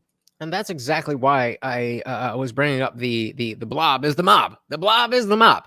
That there's no way if your community is controlled by a mafia or a mob or whatever, there's no getting around that. You can't that's what it is. Shout out to Barton's RV and welcome to the party. Good to see ya. Good to see ya. Talking about the censorship industrial complex, and it's too easy. Once you already have a little bit of power, if you use that power in nefarious ways, it's too easy for that to snowball, and you get more and more and more and more and more and more and more power.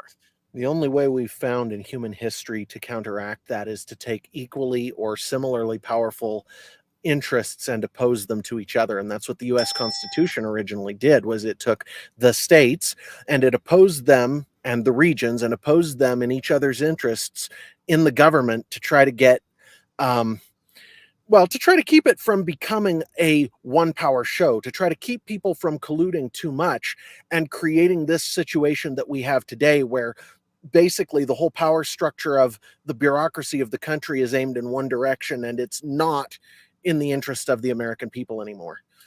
And actually, one of the things that he's going to get into, and we probably won't have time to hit it, but I want to actually bring it up here because it matters, is that one of the things that this blob has done is it has redefined democracy from the voting of the people to the institutions of democracy. Okay. And what that means is, whether it is they consider the mainstream media to be institutions of democracy. And so anything that threatens the institutions of democracy is then the enemy of the American people and must be acted upon. Ooh, say that again. I think that was a bar. Say that again. Okay. Anything they have turned anything that is against the institutions of democracy is the enemy of the American people and must be opposed. That's what they are advocating.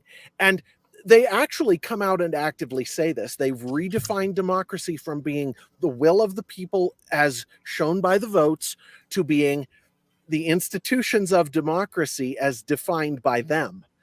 And go ahead. So under that mentality, it's almost like it wouldn't be bad if somebody who never got a single vote from anybody was able to run as a nominee or a candidate for president. Not only if they were able to run as a nominee for president, but that they then, because their opponent is opposed to the institutions of democracy, is opposed to NATO, is opposed to Trump threatened to take us out of NATO. You have to remember this. NATO is the head of the blob. That means Trump threatening to take us out of NATO makes Trump public enemy number one to the blob. Yep. And so that then gives them, because NATO is an institution of democracy by their definition, that gives them the right to oppose Trump by any means necessary. That's what they're doing. And one of the other things that he is going to get into, and he's very careful about how he goes about this, he does it in a very technical fashion, is how the institutions that were aimed outward, the CIA, the USA, the Pentagon, the military, all of these things are being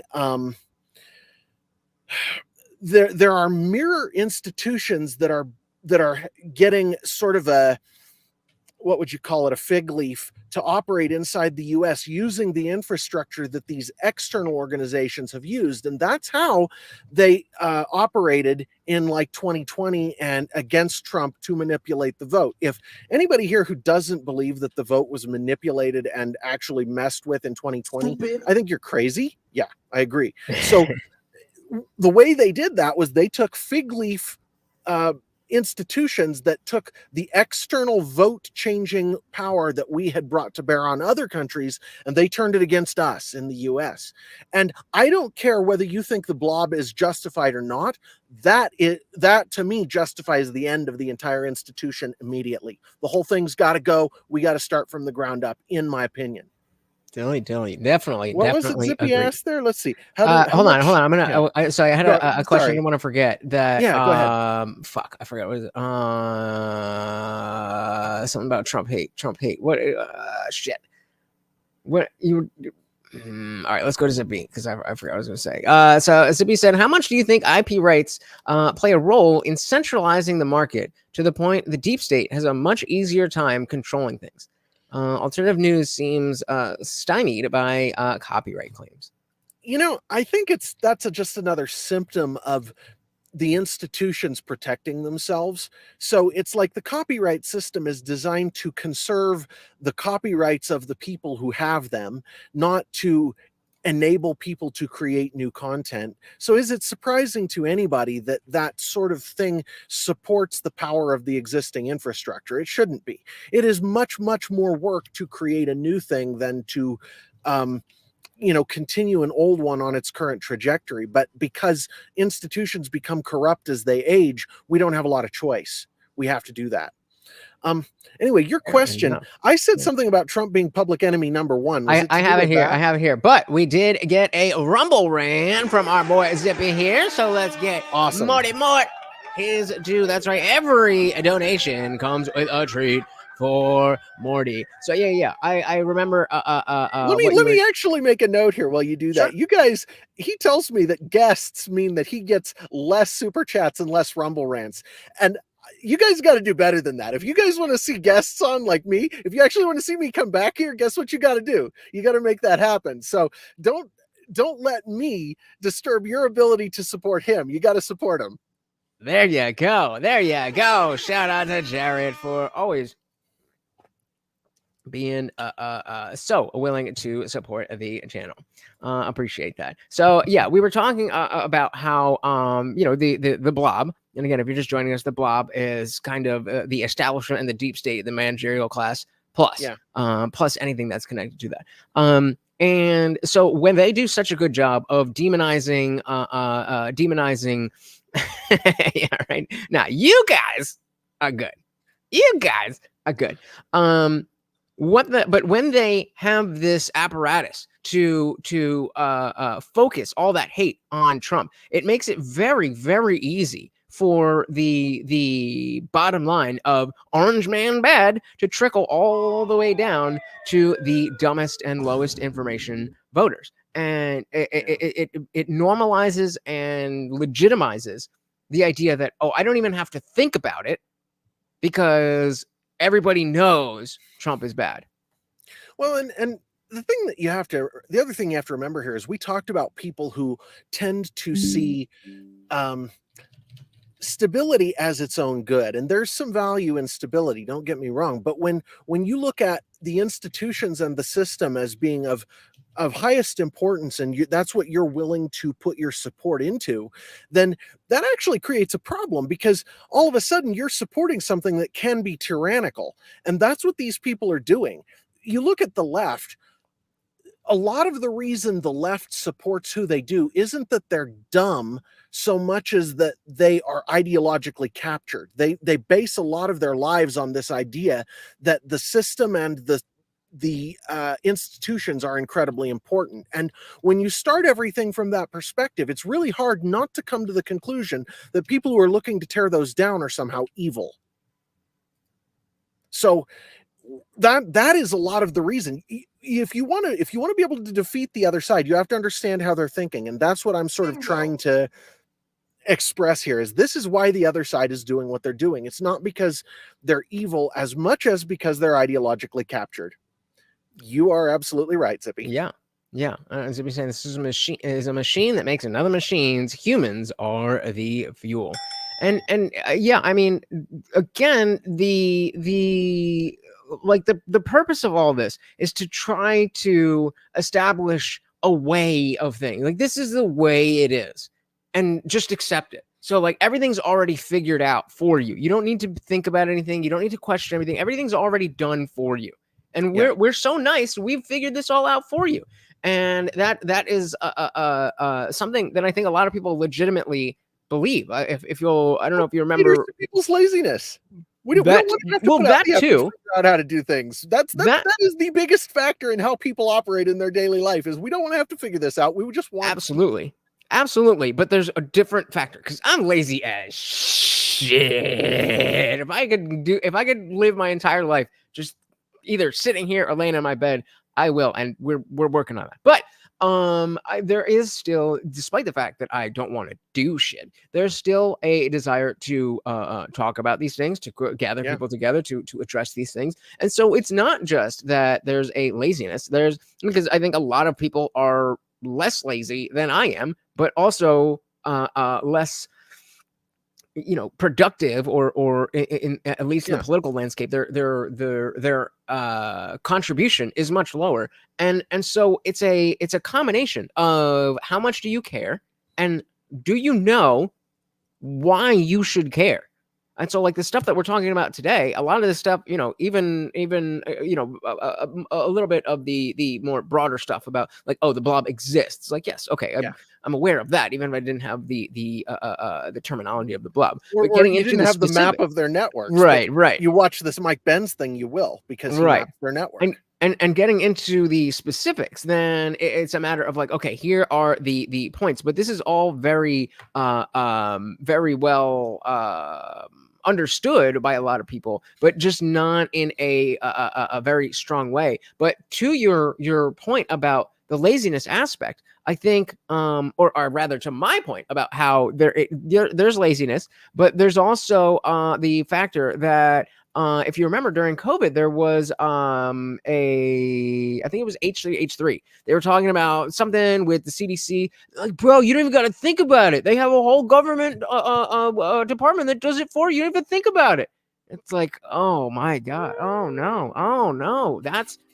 And I don't think that's laziness. I think that's ignorance. And while they might work in tandem in some people, it's apathy. Fair enough. Shout out to our boy. Oh my goodness. Let's get a treat. Let's get a double. Let's get a double for that. Eat it, bro. Eat it. There you go. Oh, you only took one. All right, I was gonna put it there, but he's not gonna see it. There we go. The double out sponsoring yourself, saving souls indeed. Buckmaster said, "Oh, great and powerful Overlord Morty, please spare Zebedeism thee when you bring the hammer of your wrath down on the non-believers." There you go. Thank you so very, very, very, very much.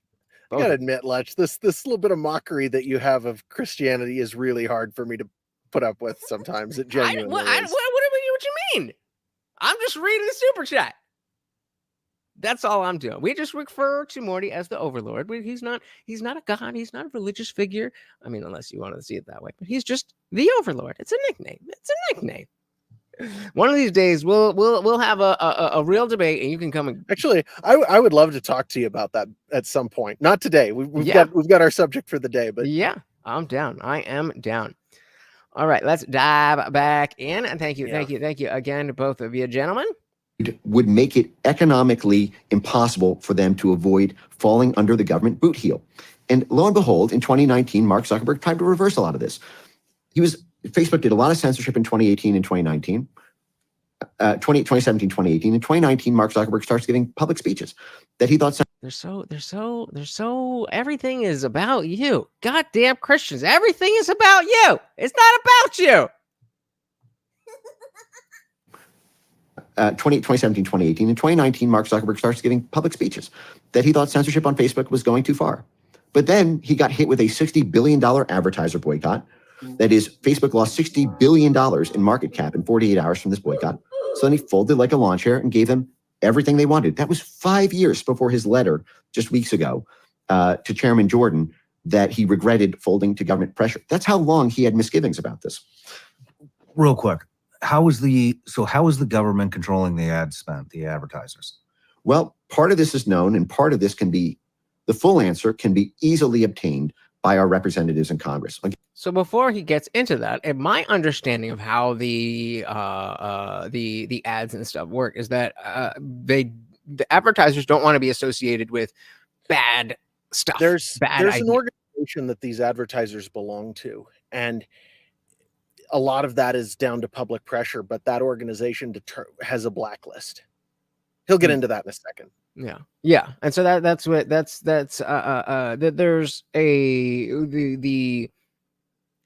there's a culture of advertisers being able is not the phrase that I want to use, but I don't have a better one. So advertisers being able to say, I want to advertise on this, but not that, but not this, but not that, which of course, it's your brand. You should be able to choose. But when it comes to a social media platform, and this kind of ties into the Section 230 stuff about whether they're a publisher or a platform, but it's either all or none. So like, do you want to advertise on this particular platform where all of the people are? Because there's some weird shit on there. That's right. And if not, totally cool. It's your business. Well, and the problem is that a lot of these, there is this organization he's about to go into that they're paid to be a cult of worrywart, Zippy. That's their job. Their job is to manage public perception of their brand. And so, of course, they're worried about what people think. And if you can plant the idea with these people that this platform is being associated with these weirdos who have these wacky ideas. Haram! Yeah. And it's not, that is actually what's going on. But go ahead. I don't want to like filibuster here. No, you're good. You're good. We are here for us. This is just the background noise. Background noise. We're the stars of the show. We're the stars. And part of this the full answer can be easily obtained by our representatives in Congress. I'll give you one example of this. In 2021, I forgot the question. Oh, how do they control the ad spending? Gotcha. Yeah. February 2021, about a month into Biden's term, I mean, literally brand new, seat barely warm at the State Department USA desks there. USAID put out this 97-page disinformation primer about how to coordinate their whole of society counter disinformation assets. Their censorship tentacles into the whole of society. Again, the government tentacles into the tech platform personnel. Why would you think that you can just get rid of bad ideas or quote unquote bad idea? Like this notion that like, oh, if we just get rid of the bad ideas. It's not about getting rid of bad ideas. It's about silencing the people who have a counter narrative that does not allow you to accomplish your current objective. Fair enough, but I still think I agree with you, man. But that's what I'm saying. That's what they're doing, and it's effective. It's working. That's why they think they can do it, because they're doing it, and it's working. Well, and I think that's where my frustration is that it does work. That there's not enough people to either be aware that this is how they operate, apathy, or yep. People just don't give a fuck. And that's why, like just taking this channel, that's why, a lot of people will talk about how, the stuff that we're talking about here, definitely important stuff, but it's a little bit more in the weeds, and it's a little bit more, you have to already care about this to want to hear about it. That's why we haven't cracked 50 views. But the thing is that if I talk about, oh, there's a trans this, or and the some of the racist this and the flashy stuff that people care about, to bring them in and show, oh, actually there's more to this. And if you do care about the racism and the trans and the this and the that, well, you can actually affect it in better ways than just screaming online and all that stuff. Lutch, there's a reason that I'm still in some way associated with you. I have gone on quite a number of podcasts over the past year, and it isn't every single one that I've chosen to take my time to come back to or to spend time around. And it's because you actually do care to go deeper into these things, and I appreciate that. I appreciate you saying so. Thank you. Very much appreciated. I'm blushing. Zibby says 230 should absolve a site of everything, not direct, and let them get on with life. If they chose to micromanage content, no 230 for them. I think most sites would choose 230. They will be happy with softcore and pill ads, as you do not have a huge overhead to micromanage content. But that's the part that I'm missing. It's like, why would you want to micromanage and then take on the responsibility, if not for that huge aspect of the advertiser money? Why is it that we can't create again, it's all about a culture. If if people don't see that, oh, I saw this ad next to a bad tweet, but I don't associate the ad with that tweet, I associate it with Twitter. If that was the mentality, then I don't think this would be an issue, and they all would choose 230. But it's just a self-fulfilling prophecy where the advertisers have enough control to say, well, I don't want to be near this, that, and that. And so instead of these platforms taking the easy way out, be like, hey, yo, it ain't us. Like, we just a platform. We're not a publisher. Then to get, it seems like they're stepping over dollars to pick up cents. Well, that's people for you, man. Indeed. All right, let's get into the weeds. Yeah. They got their tentacles into the civil society organizations, their tentacles into the media. And 31 times in this 97-page document, they cite advertisers and external engagement to advertising companies and advertiser, revenue spend pools and advertising exchanges in order to cut off the money flow to social media platforms and independent websites who don't take the best practices counter disinformation codes that they lay out. So you have now that was obtained through a lawsuit from America First Legal, but that's a formal U.S. government program dedicated to killing news websites, to killing their advertiser revenue. And it's all there in black and white that you have the U.S. government contorting the private sector flow of dollars between independent arm's length parties, news websites and tech platforms, and advertisers. And by the way, all these advertisers are almost I shouldn't say wholly dependent, but they are hugely dependent on U.S. government contracts. How so? Well, take, for example, there are 4 major advertising agency conglomerates. These are places like Publicis and Omnicron. And maybe I misunderstood the question, or what he was saying, but I thought he was saying that, like, it's just in general, advertisers want to be on these platforms because of how much exposure there is. Yeah. And he's asking what? What is the mechanism? He's asking what is the mechanism by which this is done. We're going to have to watch a longer segment of this to get it, but he's actually explaining it. Gotcha. Sibby says, if I could spend $8 a month on YouTube, no censorship, much less copyright BS, I would in a heartbeat. I said, shit, me too. But they are hugely dependent on U.S. government contracts. How so? Well, take, for example, there are 4 major advertising agency conglomerates. These are places like Publicis and Omnicron, and they all have billions of dollars in government contracts for their advertising spend. That is, so one of them has a $4 billion Pentagon contract to do all the different advertising spend, for U.S. Army recruiting. They have billions of dollars in contracts for HHS, to do the government. They have billions of dollars in programming for, the Department of Education. If they don't play ball with the government demands on one side of government, they can potentially lose to a competitor advertising agency for those contracts. And we know that these agencies are concerned about this because, and thank Jim Jordan for this. Jim Jordan a few months ago got... Shout out to Jim Jordan. Definitely deserves a dilly. Shout out to Jim Jordan. The Facebook files, the sort of Congress subpoenaed equivalent of the Twitter files that Elon Musk, disclosed beginning in 2022. And in the Facebook files, Nick Clegg, who is the head of public policy at Facebook, his internal communications with the lieutenants at Facebook were concerned about these Biden administration demands to censor all Facebook speech about COVID origins or COVID orthodoxy or COVID, rollout, enforcement rollout. And Nick Clegg, the head of censorship policies, is telling his censorship policy team, listen, I know we don't want to do this. I know it's ugly, but we need to be receptive. We need to think creatively about ways to be receptive to the Biden administration censorship pressure here, because we have bigger fish to fry with the Biden administration on multiple policy fronts.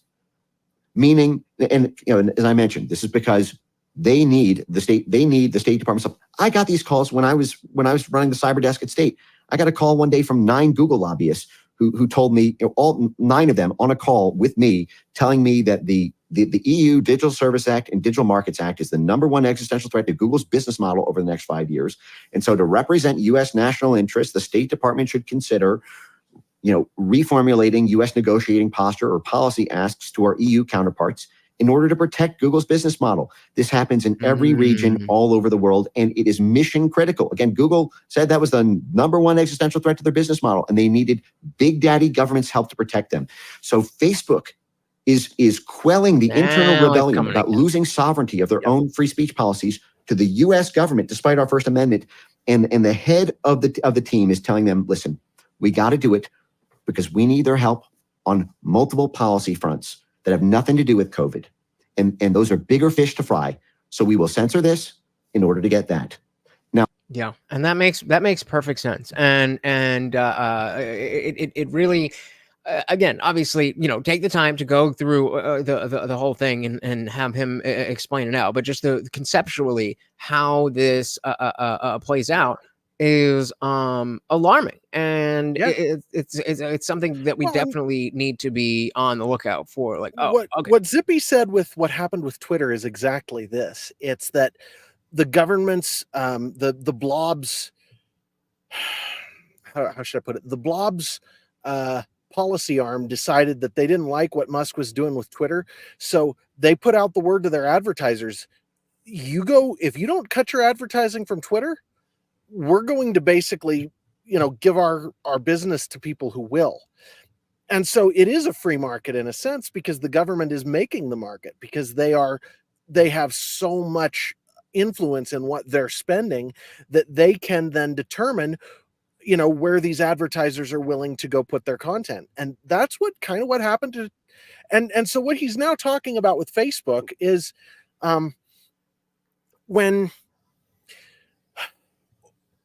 when Facebook was doing their censorship of the COVID stuff, they actually internally objected to doing that. But the head of the team said, look, guys, we got to play ball with the blob because they want us to censor this stuff. And if we don't, they're not going to help us with our policy objectives in these other countries.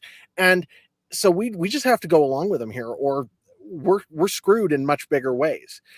So that was what was going on.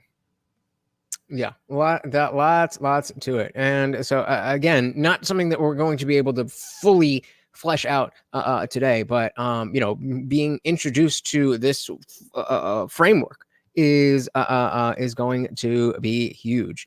So Am is asking, what is your podcast going to be about? Well, so basically, I am a fiction writer. I have 2 books currently published. I have 3 more dropping, 2 that I'm republishing that I'd written about 10 years ago and never printed, and 1 that's new in the next 2 months. And the podcast is going to be me and a couple of friends going online and reading 1 chapter of this per week. So I'm doing basically an ebook version of this as a podcast for free for people that is multicast, a multi-person audio production of it. It isn't necessarily going to be professional quality on the podcast side, but it's going to be a heck of a lot of fun, and it's a free way to get, my fiction if you're interested in it. And then I will also drop a real audiobook version as well, with just me narrating, but that's all still in the works. I've always thought that that would be a genius thing, for somebody to. I was thinking maybe we'll find out. We'll find out, man. I don't know. So here's the way I feel about it, and I think you'll probably like this. I'm actually making my ebooks available for free to anybody who wants to read them now. e6universe.com. You can, if you sign up for my email list, you can immediately access both of my current ebooks and everything else as it comes out. And I'm going to do the same for the podcast, because I want people to be able to read my fiction. I think the best advertisement for the fiction is to be able to read it. And then people who want to support me, I can't do this for free. I have to actually feed my kids. I have 7 of them. They eat a great deal. I have to feed them. That means that you actually need to support me if you do like the content, but I'm giving it to you up front without actually gating it. I'm not charging you. Yeah. I'm not putting it behind a paywall. I'm giving it to you. And then, that means if you want to buy the physical book, if you want to buy the audio book, if you want to buy some merch, if you want to donate something, I'm getting that set up soon. So that's my business model. That's what I'm working on. And I really want people to be involved in this podcast because I think it's going to be a lot of fun. Yeah, It's going to be as somebody who, like, when I was a kid, and I think we talked about that this when you were on the old podcast, but I used to love reading fiction, and then school happened, and they were like, "You have to read this," and I'm just that kind of guy. Like, well, you're telling me I have to, I'm not going to, and then I lost my love for reading fiction, and like I enjoy reading nonfiction, but I find myself whenever I try to engage in specifically reading fiction, then my brain just goes like, okay, what's the point? What's the point? What's the point? I don't know where that comes from because I love fiction. I know the stories feeling on TV and stuff like that. Believe it or not, I actually know exactly the feeling. Oh, okay. All right. Really that makes it. Part of it's the way you actually have to train your brain to be willing to go through the process of the fiction. You have to, it's actually something you have to practice it to be willing to do it. Right. But audio's easier for some people, and especially guys. About 80% of guys seem to like audio. About 80% of ladies seem to like physical, which is really interesting to me. But I've been asking everybody who it's almost like the sexes are different. Well, yeah. No, you can't say that. You're going to lose your advertising. Yeah, but specifically to the podcast is going to be Wednesdays at 6 p.m. Eastern, and it'll be Energemetra 6. The Energemetra 6 YouTube or Rumble will be a great place to get a hold of it. So go ahead, though. There you go. You can hit up his podcast and then roll right into mine. But yeah, the idea of like I realized that I've been subscribed to Audible for I don't even know how long, and I'm hoping that they have like a rollover feature with the free book they give you every month. But either way, I was like, it's just sitting down and like dedicating myself to just reading is like it just there's so many things that you can multitask. It's like I need to be able to do the audio, and then the other aspect of like it being an audiobook in the Audible app versus something that's on YouTube or something that's in my podcast where I can just throw it on and it's a little bit of I think that can really be a beneficial way to introduce people to this. And then in general, I think we're just in the age of paywalling stuff for people who don't know you. That'll work. That'll work. No, and I really want people to be able to read my stuff. We're kind of going down a rabbit hole here. I don't want to distract it too much, but you know what? I this actually really matters to me, so I don't mind talking about it. It's like I love sharing my fiction with the world. I want people you write to be read. I want people to read. I want people to listen to what I've written, and if you can afford to, support me because of it, that would be wonderful. So that's what I'm doing. It's you can go to e6universe.com. Everything will be posted there as I bring it live. Word up. He says, I need to get my trailer organized before I work on anything consistently. Too many distractions. Yeah, man. That's the hardest part of all of this creating anything is just getting to the spot of like, okay, I'm going to do it. And it's that's a struggle. That's a struggle. Anyway, do we want to go back? Man said, do not make a bone. It's good. All right, let's jump back in. Am here saying, I told you, the privacy practices are extremely worrisome. This stuff is directly relevant to some of the things I mentioned when we talk. And yeah, more so than I realized. And so I think in the interest of time, I want to jump forward to when he's talking about what can we do to fight this. And then I definitely want to see, what he's got to say about Burisma. And see how far we can get. Let's do it. These National Endowment for Democracy folks and these major NATO military contractors and these U.S. ambassadors and all their private sector and financial stakeholders all in room saying, how are we gonna put this censorship apparatus in place? what we're up against is so big. These tech companies are so powerful. They're practically their own private empire.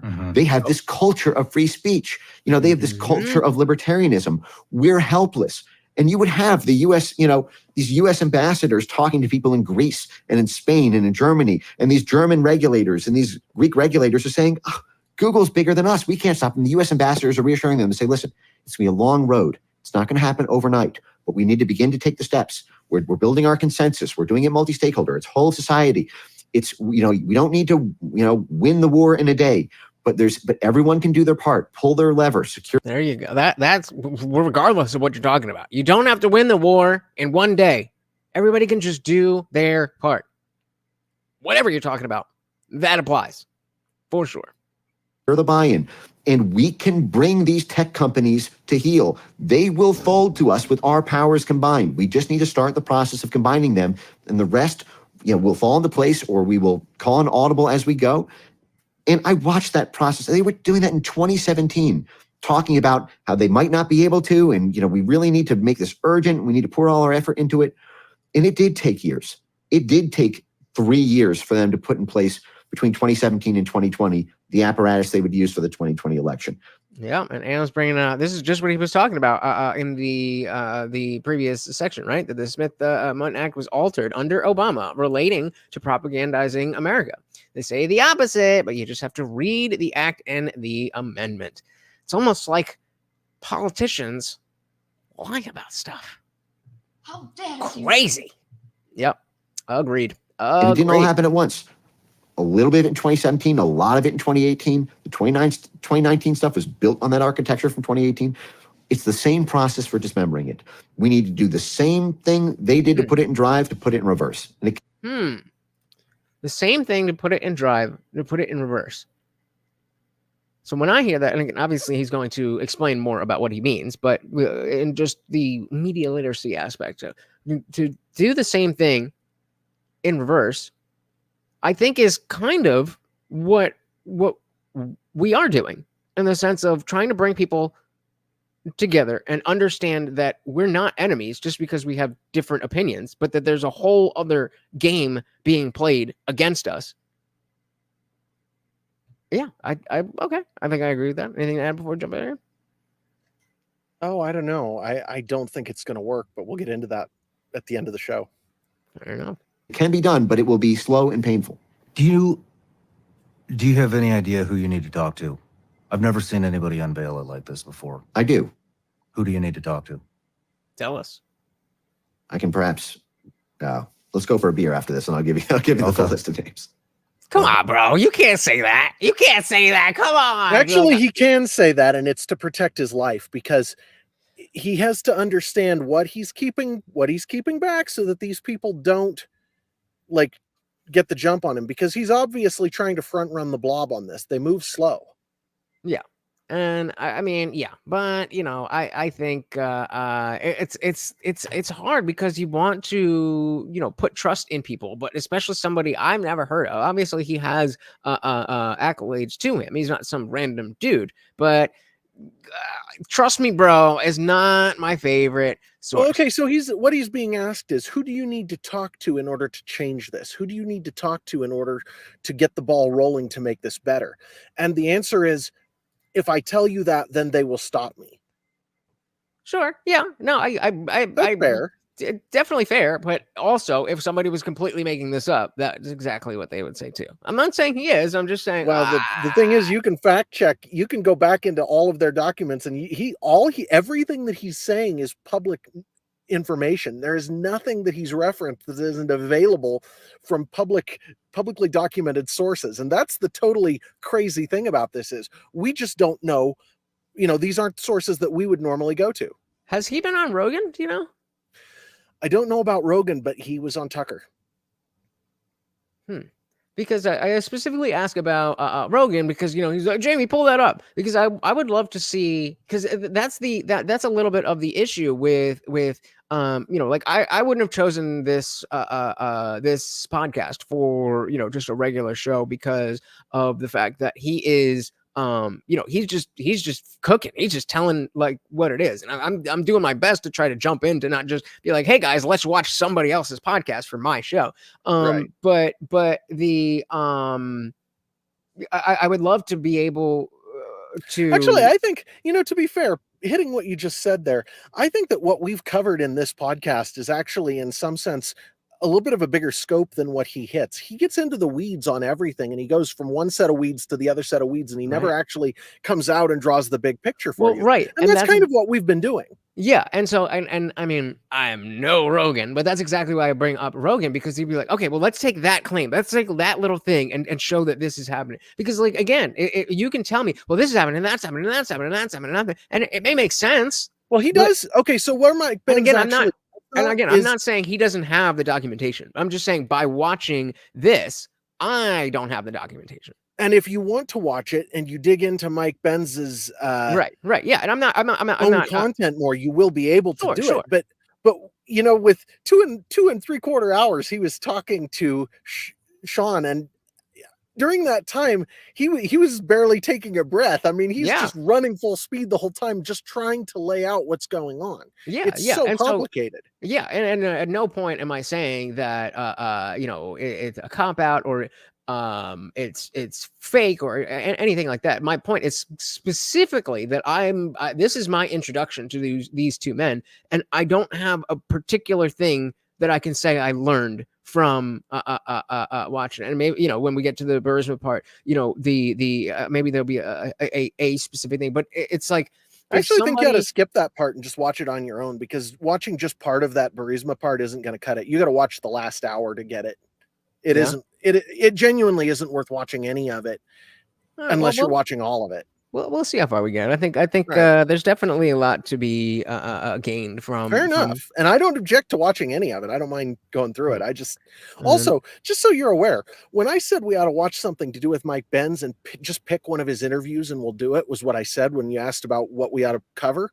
It was because every single one of his interviews, he goes into depth like this, and it's always on another specific set of things.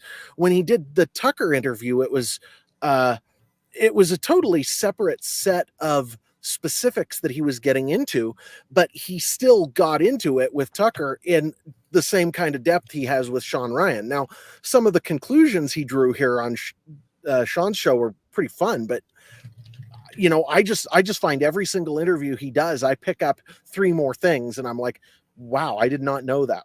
What? Whoa. Okay. Yeah.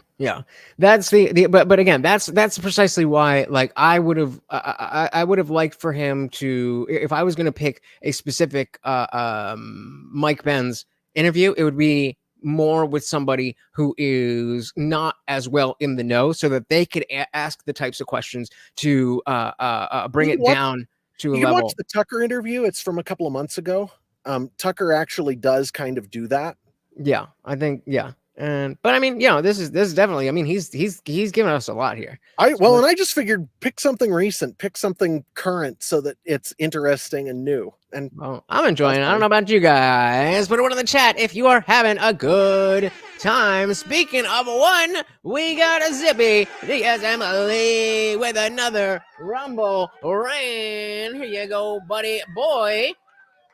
There you go. Thank you. And enjoying the show. So we will keep it raging. Very, very, very much appreciated, Zippy. And that's what I'm doing. And we got another one. Everybody's having fun. Let's keep it rolling. So how do we gain power over the tech company? Sorry. Yeah. Where did it go? So Zippy, YouTube would not allow Zippy to say sloth is a sin. Sloth is a sin, not of direct violence, but slow corruption and death by sweet suffocation. Yeah, I mean, the sloth is a sin, not of direct violence, but slow corruption and death by sweet suffocation. And I think that, unless I'm wrong, that goes directly to the apathy that we were talking about. That you have to care, and if you care, then you have to do stuff. You can't sit and be a spectator and be like, no, I really do care about all this. Do you though? Do you? I care enough to be here talking to you. There you go. And so that's literally what the EU just did with their ESG laws. Funkmasters, I'm having such a good time. I set up balloons and streamers. There we go. There we go. All right, let's dive back in. I can perhaps let's go for a beer after this, and I'll give you the full list of names. Perfect. Let's take a quick break. Time is our most precious commodity, and I've heard from so the great and she can you. We see you got we cut reels for you. Come on. Where we left off. All right, Mike, we're back from the break. I can't even remember where we left off, man. It was like drinking from a fire hose here. But what I do want to ask. Wait, did they really just like get up and stop talking while in the middle of him cooking? Why would you do that? How many people are going to lose internet in Brazil due to this? All right, so since they're doing that, let's just go to the Burisma thing and see if we can see how far we can get through. You got it. Donald Trump took the oath of office. Here is on January 19th, 2017, one day before Donald Trump took the oath of office in 2017, there was a very peculiar partnership inked between the Atlantic Council and an energy company, because that energy company was Burisma, the famous largest private gas company in Ukraine.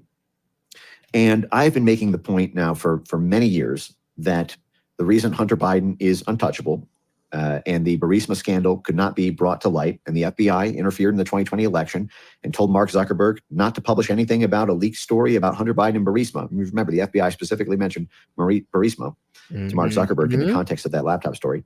Put a 1 in the chat. Put a 1 in the chat if you have not seen the footage of Biden and Victor Shokin and the $1 billion and all that. If you don't know what I'm talking about, put a 1 in the chat.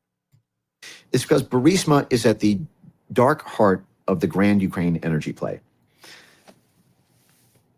I mean, we could go really deep on this. I mean, the short version of it is it has been a central plank of U.S. statecraft in seizing Eurasia, which has trillions of dollars in natural resource. Russia alone, it sits on $75 trillion worth of natural resources. For context, the U.S. only sits on 45 trillion gross. So, and then you have, Uzbekistan, you have the whole Caspian Sea, you have the whole Central and Eastern Europe arc of Eurasia. It is where most of the world's resources are. And so that has been the long range plan since the Cold War of politically acquiring those countries. And the expansion of NATO has solidified that, since 1990, and the early 90s when we told Gorbachev NATO wouldn't expand one inch. That's a good question. I'm over here drinking. I think you're just working with water over there. So yeah, pretty much. I will have a beer with friends once in a while. That's about it. Fair enough. The East, but we've acquired all those territories over time. So I'm going with the long version now, just because we're just going to do it. But stop me at any time. In the 1990s, Russia was basically a U.S. vassal state. It was like Greater Alaska.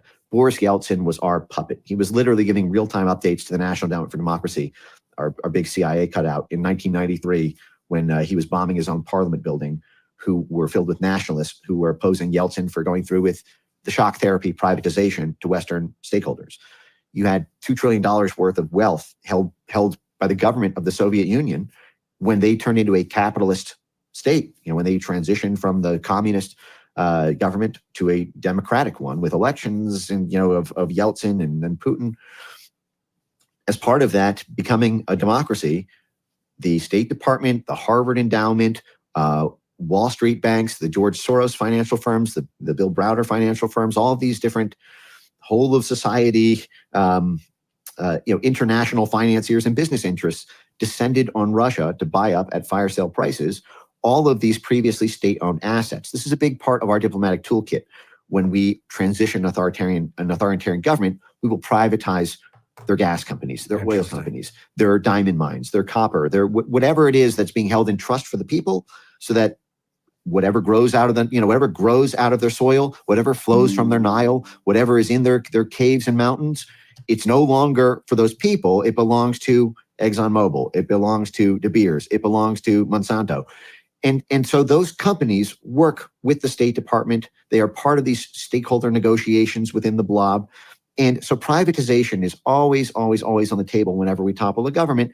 And we have many back channels to accomplish that. Might be a little bit outside the scope unless you're super interested.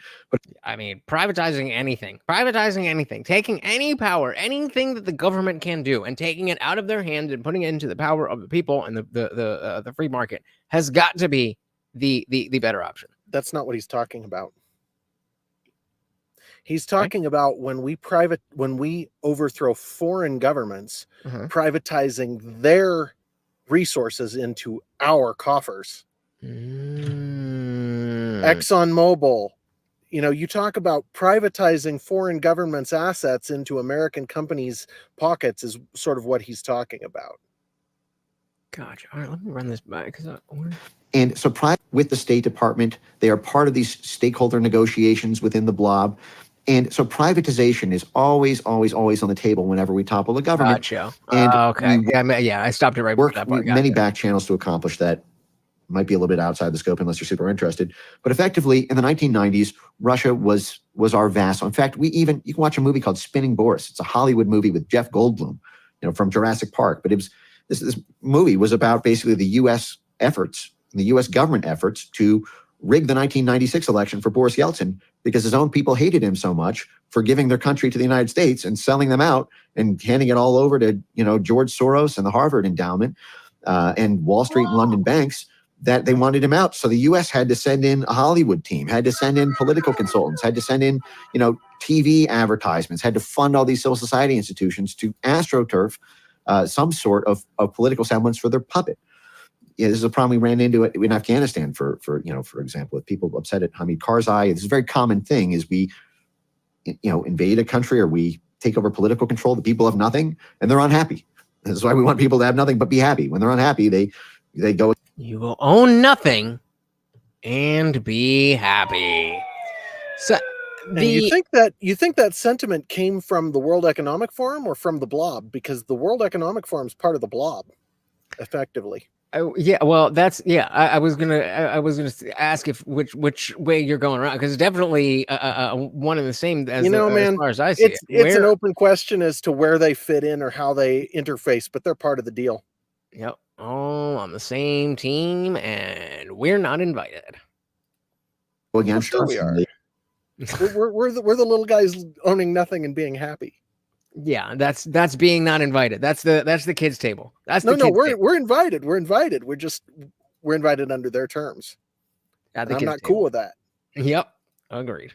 They might depose us from power, but effectively, when the Russian stock market crashed and finally there was no gas left in Yeltsin, Putin rose to power. And the big way that he reasserted Russia's reemergence on the world stage was through what our State Department called energy diplomacy, or basically soft power influence using Europe's dependency on Russian oil and gas, particularly the gas.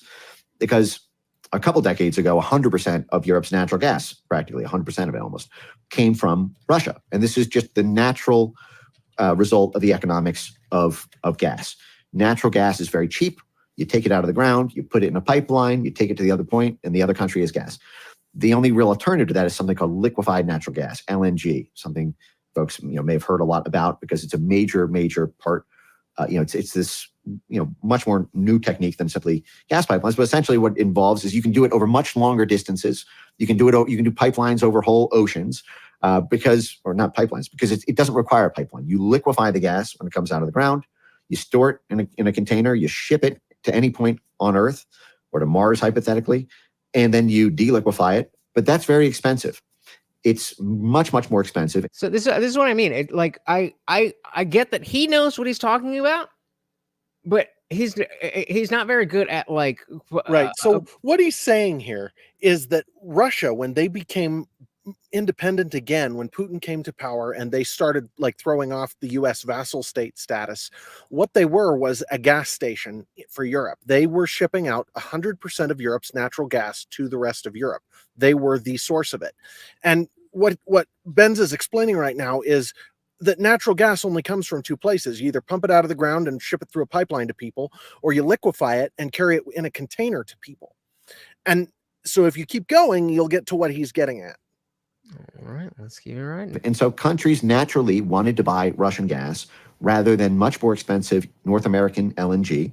And because of their dependency on Russia for that, when Putin took power and began to wrest himself off of the sort of Yeltsinite, sort of NATO-friendly relations, he used Europe's dependence on Russian gas to trade that for favors to get more Russian political influence over Central and Eastern Europe, to increase trade ties, to increase political ties, to create this sort of Russian soft power influence over the internal politics of countries stretching from Germany, all the way into the Baltics.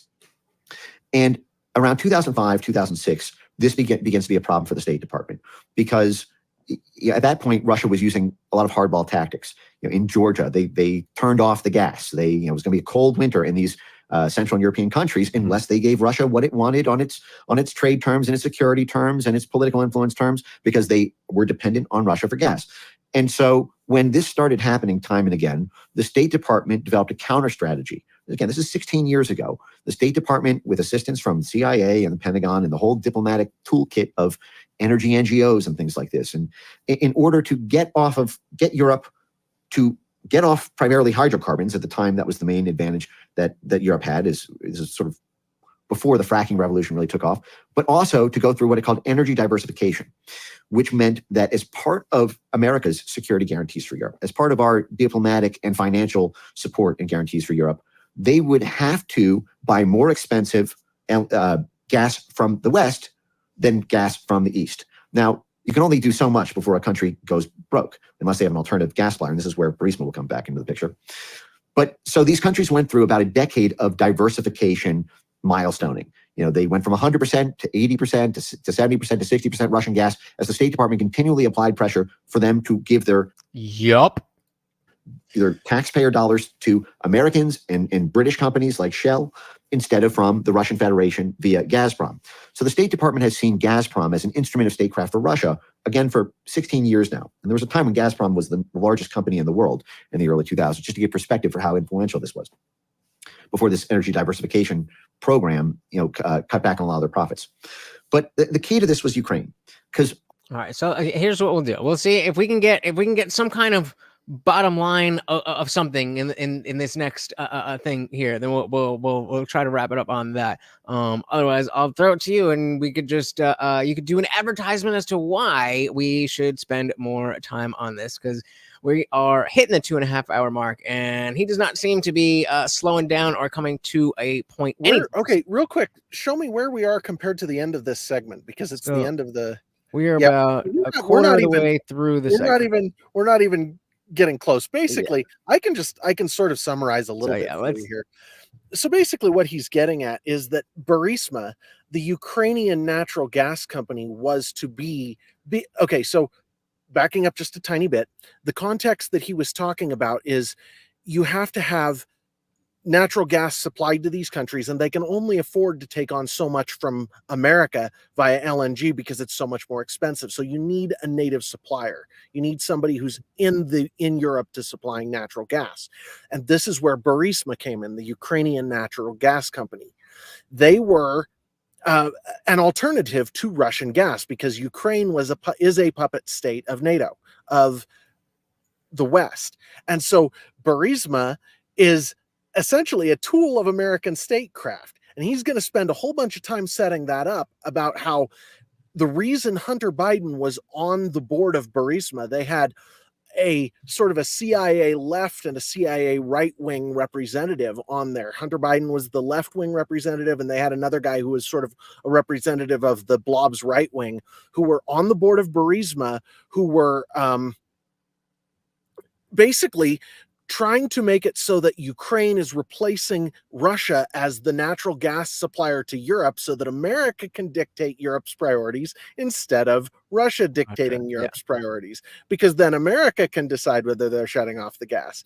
And so that is why, in short, why Burisma is important, and why Hunter Biden being on the board of Burisma was actually considered an important posting, is because Burisma is a strategic asset of the blob's apparatus for controlling the priorities of Europe.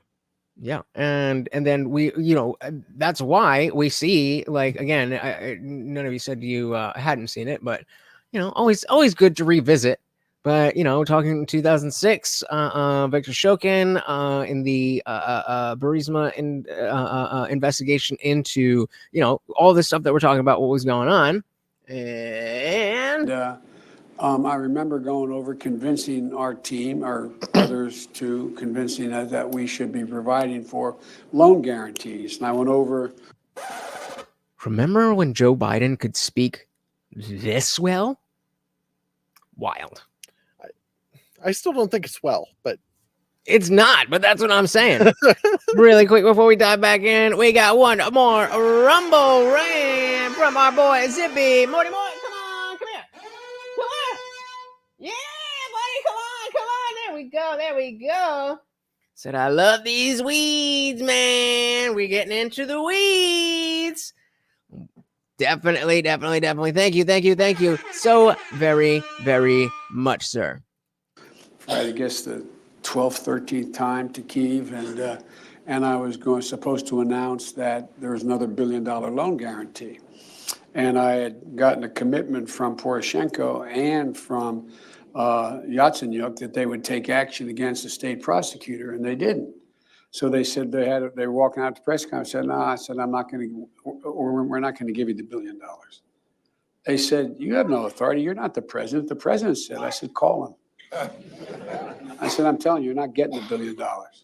I said, you're not getting the $1 billion. I'm going to be leaving here. And I think it was 6 hours. I said, I'm leaving in 6 hours. If the prosecutor's not fired, you're not getting the money. Well, son of a bitch. Got fired. And they put in place someone who was solid. Solid. Trustworthy to the blob agenda. Exactly. Zippy says, NATO Nazis and U.S. commies invaded Ukraine. Change my mind. We were setting up Ukraine as a full puppet state like North Korea and Israel. I mean, again, I don't necessarily. Come on. I don't know about Israel. Say again? I don't know about Israel. I think North Korea is a puppet state of China, but I don't know that Israel's a puppet state. I think they've got teeth that we don't see. You look at Epstein and who he was blackmailing and what all Israel is bringing to bear. I think they got teeth we don't see. I don't think they're a puppet state. Wouldn't we see that in their recent struggles? Wouldn't they have pulled out those teeth? We're still funding them. We're still supporting them. Sure. And it's not necessarily popular with the blob, and the blob has power in Washington. Why do you think that is? Well, that was three things. Why do I think what is? Why do you think that we're still funding and supporting them, even though what they're doing right now is not popular with the blob? I was under the impression that it was popular with the blob. That it was the dissident left that was super pro-Palestinian, and then the America First side of the right is like, I don't care where it is, I don't want to deal with any. And then everybody else on the right is like, well, Israel's our greatest Middle Eastern ally. Yeah, and I don't know. I think that there are undercurrents there that we don't understand, and that they've got their what would I say, that they are manipulating things in ways that are not obvious on the surface. And when you start, I've read One Nation Under Blackmail by Whitney Webb, and what she goes into as far as Epstein's ties, it makes you wonder which one's the dog and which one's the tail. That I don't think it's as simple as Israel being a puppet state. I think who's actually pulling the strings and pushing the buttons isn't exactly clear cut. That's the only point I'm making. That's an interesting point. What do you think about this? Funkmaster saying the pager bombs was showing their teeth. I think partly, yeah. I think it will be interesting to see what else they pull out over the next while, provided things keep going in the direction they're going. And of course, apparently you're just trying to espouse some vague anti-Semitic conspiracy. Yeah, uh-huh. Yep. No. If anything, I'm saying Israel is their own entity. How's that anti-Semitic? Yeah, right? Moron. So he says Freaking Israel. moron. Zimby said Israel is a great foothold for the war machine and controlling resources. So Israel feels more like a middleman, mostly dependent. I absolutely agree. I absolutely agree, and I don't know a lot about I come Okay. I say that this is not my strong area, but this is what it seems. No, I think that the people who are actually pulling the strings on these things are as much in the Zionist camp, the political Zionist camp, as anything, and that's just my feeling on it. And so, no, I don't think. And see, this is the weird part: is what this person is essentially saying. This mood person is essentially saying is that I'm being anti-Semitic when I'm saying that Israel is their own entity and that they are making their own decisions, which does not make sense. You're a moron. yeah, and on this channel, when somebody projects, then we make a big deal about it because projection is bad. So we always do this. Projection.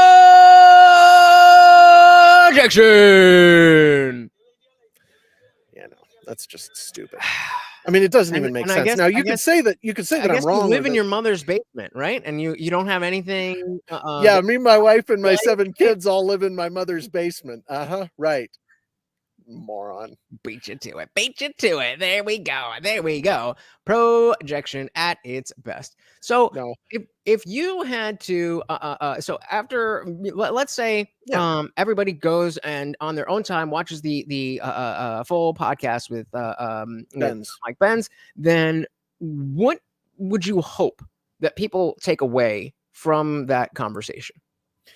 I would hope that they would understand what the actual sort of shape of the world is in terms of who's pulling the strings on the censorship and on the left and on some of those agendas, that it's actually located in NATO, the Atlantic Council, the US State Department. Those sorts of things are that bureaucracy is actually what's responsible for a lot of the agenda that we see trying to run US politics.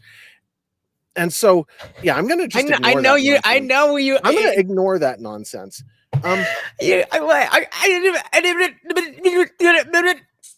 Anyway, yeah, no. Intelligent people are speaking. So, right. So, well, at least we try to be. Anyway, so what I would hope people would understand is, number one, that just the structure of the network that's actually trying to control things, that's actually running what we, as you and I, because you and I have similar values in terms of what we want to see happen in this country. We want freedom of speech. We want sensible values to prevail and to have a reasonable society. For that to happen, people have to understand who's actually pushing the agenda that is in opposition to that right now. It is the tyrannical power structure of the blob that's doing that. And so that's the first thing I want people to take away. And then they also need to understand, and this is a little harder, how some of those levers are pulled, because as you listen to each point that Mike Benz makes as you go through, you can start to see how they accomplish what they're accomplishing, how they, like we were talking about Burisma, how Hunter Biden being on that board actually mattered, how it wasn't just kickbacks. It was actually a strategic asset of the blob trying to accomplish a thing that was important to the NATO agenda. Go ahead. So let me play devil's advocate for a second, because we can talk about Hunter Biden being so deeply involved in Burisma, and I could see somebody on the left being like, well, Jared Kushner was in charge of the whole Middle East, and like, okay, well, that kind of worked out well for the time being. But what would you say to, like, let's assume that somebody's under the impression that the Abraham Accords were bad, and that if Trump was in office and had actually done the pullout of Afghanistan, that it would have gone worse. How would you respond to that?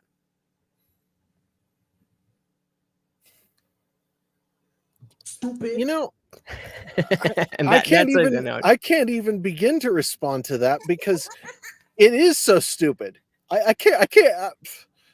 You can't devil's advocate that. That's just stupid. Well, that's like saying I don't deserve a seat at the adult table. What are you getting at? Well, it's not, but so here's the thing. The sad thing is there is a lot of people, and I bet you Mood was all ready to talk about Jared Kushner before I asked. And the perspective is just that it's a mirror image. Well, this is this team, and that's that team. This team, this, and this team does this, and I like this team better, so I like this team and that team. Like it's a game. And that's not the way it works. What we're actually looking at is the bureaucratic apparatus that has been in charge of keeping the West on top of the world for the past 50 to 100 years since World War II is now sort of on the ropes. It's losing its traction, and a lot of that has to do with US dollar being in jeopardy. But what we're actually looking at is that bureaucracy is sort of trying to determine how the world runs in the direction that they're going in. And there are forces around the edges like Donald Trump and the populist movements who are throwing a wrench in those sorts of things. And I don't care which side you fall on, but I want you to understand what's actually going on and to see things kind of clearly. That's the first thing. And then when we get to conclusions, there is a conclusion I'd like to draw, but let's finish whatever thoughts you have on the Mike Benz interview first. I think, well, I think the strongest thing is that this is a second level podcast. I would have wanted to have had a stronger foundation of what exactly happened. And I'd be happy to. I'm happy to come back at some point and we can do more. Yeah, we could definitely do that. But again, if I was going to bring this issue to the people who don't really pay attention to stuff, and we're talking about getting in the weeds, and which is a good thing to be getting into the details. But the problem I see is that so many people are not willing to listen to the details and get into the weeds until they understand why I need to know exactly this thing. And so that's my only thing, is that I wish there was a little bit more of a focus of this is what I'm trying to lay out, and this is let's just take if that podcast could be an entire podcast series, which I think would be better. And that's what he tries to do for his supporters. What he's trying to do with, and actually what I was hoping to do in starting this conversation with you and your listeners, is to sort of bring that conversation, the concepts that he's talking about, trying to give you some kind of idea of what's going on there, so that you can have a deeper conversation, so that you can go more into why it's important, what does it matter, and what can we do, and why does this affect me, right? And how does it all tie together? I'd love to do that, but I think it's important enough to have it, and he's good enough at presenting these things that I thought bringing it to you and going through some of it would give people sort of an entree into that space. And if you really want to get into the weeds, go look at what Mike Benz has to say. You can check him out on 5 or 6 different podcasts. And if you really want to get into depth, you can subscribe to him on X, and you can actually see what he's talking about in great detail. But the bottom line is, this is how the world is being run. Mm-hmm. These are the forces that are actually acting on us. Most people don't see that at all. And until we see that, we don't really know how to oppose them or what it is we're opposing. Agreed. Well, this was very enlightening, and especially, if nothing else, than to see that there's a lot more that I need to be enlightened to. And to understand that there's actually somebody there who's willing to lay it out for you, because my problem up until I found Mike Benz, was I knew there was a lot more going on, but I had no idea what it was, or how to make a map of it, or who was talking to whom, right, or what actually was happening. I didn't know. Mm-hmm. And so now when I look at his stuff, I go, okay, now I can start to get a picture of their networks, and of who's talking to whom, and of how they're how they're projecting power on the world and reflecting power back into the US despite the Constitution. Word up. Funkmaster General here said everything will be fine. I heard we just sent 12 battleships and a fighter squadron to the Middle East to help out the 40,000 troops we have over there. No problemo. Yikes. I hope this is a joke, but it doesn't seem like it. It's the again, they're talking about the censorship industrial complex, obviously a play on the military industrial complex and how directly they are connected, and that we may not see hot conflict necessarily, but the fact is there is still warfare going on, and if you're not aware that that's what they're doing, it's happening. And they're working on you. They are trying to fuck with your mind. They are trying to make you think things that are beneficial to them, whether or not. And maybe, maybe there's a particular thing that is beneficial to you, but that's not why they're doing it. It just is a coincidence. They are looking at, and again, if you go through the entire podcast, then Mike will be a little bit more specific with who they is, but we know now that there is a they. Shout out to Reggie Dunlap over on TS, and shout out to the Shuli Network. Very, very, very much appreciated. Get more a treat here. Thank you. Welcome to the party. The one thing that he did say in the course of that interview that we can sort of, I guess, consider as far as who's doing it is he's trying to be careful about who all he points fingers at, specifically because what he doesn't want to do is get himself killed before he's able to accomplish the goal of restoring free speech on the internet, which is his whole objective. It's like that's what he wants to do, and I'm with him on that. I think that's a laudable goal. Word up. Well, shout out to Mood with the super sticker and said, sorry if I come off salty. You do come off salty, but that is totally it's not totally okay. But we welcome you. We welcome Mood, you. I would just say be careful who you're accusing of being anti-Semitic, because what I was saying was actually the opposite of that. I was just saying that Israel is its own entity and it has its own voice. And I having you say I'm being anti-Semitic just makes you look like a moron, and you kind of are. So watch yourself. Speaking of morons, we got someone in the opposite direction. Our boy Carl's Frosted Tips and another treat for Morty Trump 2024. Hell yeah, let's get that out of the way. Get our boy his treat. Thank you so very, very, very much, guys. I really do enjoy being able to come and discuss these things, even if I don't fully understand them. A lot of people, a lot of YouTubers, a lot of creators, whatever you want to call it, would be like, okay, either I'm not going to touch this because I don't fully understand it and I can't be the authority that tells everybody what it is and what it's not, or they would pretend or whatever. But I feel comfortable coming to you guys and be like, hey, I don't really know what's good with this. Let's talk about it. And I think that's a really beneficial way to get into these things, because now, even if none of us knew about this, and now you go off and do some other stuff in this area, and you can send something to me, and then we can go talk about it, and so on and so on and so on and so on. And that is really what we are here for. Absolutely. I love it.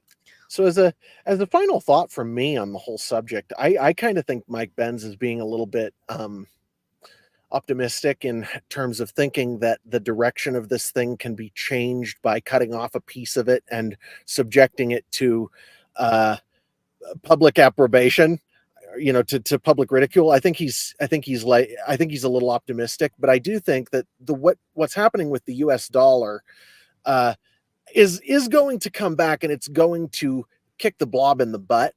And so that's really where they're going to get their comeuppance, because the US dollar is going down the tubes. And so, whatever happens next, that's going to upset their apple carts. And that's my hope as far as the situation goes, because we do need to do what we can to work against the censorship stuff. It's important.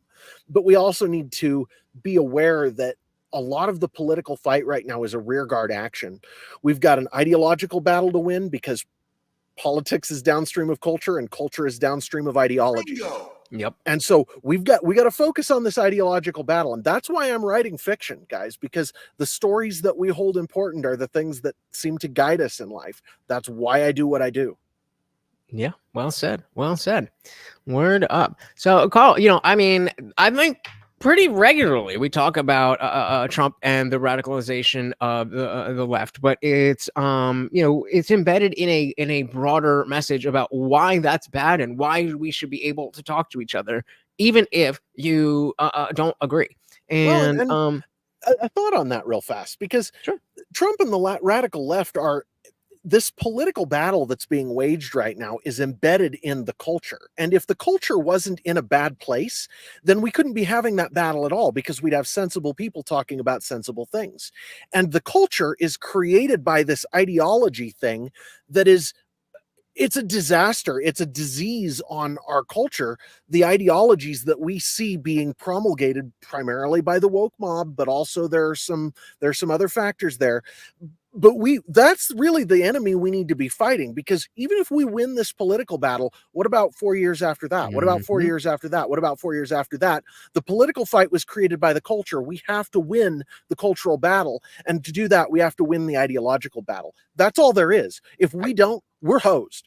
I completely agree. And I think that'll lead us into what might be our next conversation for next time, is that why exactly we need to move away from Christianity so that we can create that Christ-like society. But another conversation for That another is day. another conversation, and you're totally wrong. And I'm looking forward to it. That's all right. When the Islamists come and want to subjugate you, I promise you can be on my team. I'm just kidding. I'm just kidding. Thank you so very, very much for hanging out, Jared. It You was a really blast, man. brought a lot of interesting information that even just if I was watching that, I would not have been able to pick up on. So I really, really, really do appreciate it.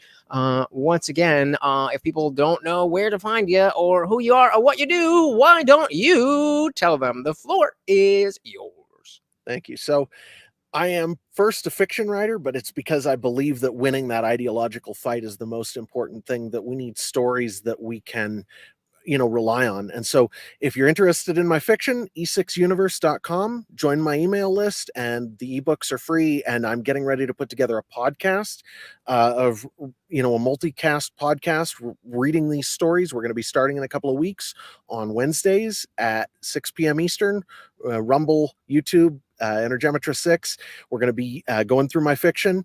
And if you want to support Lutch or me, whoever's doing this stuff, do whatever merch, whatever buy my books, anything you can do to support us, because this does not happen for free. We spend our lives, we spend our time doing this stuff, and I got to be honest, I'm living on savings right now. So if I can't find a way to make this business model work, I'm going to be going back to work, like shelving stuff in a grocery store in the not too distant future, and I think this stuff matters. So, check out my podcast that's coming up. Check out e6universe.com, or if you're interested in some of the more serious stuff, modernapocrypha.com.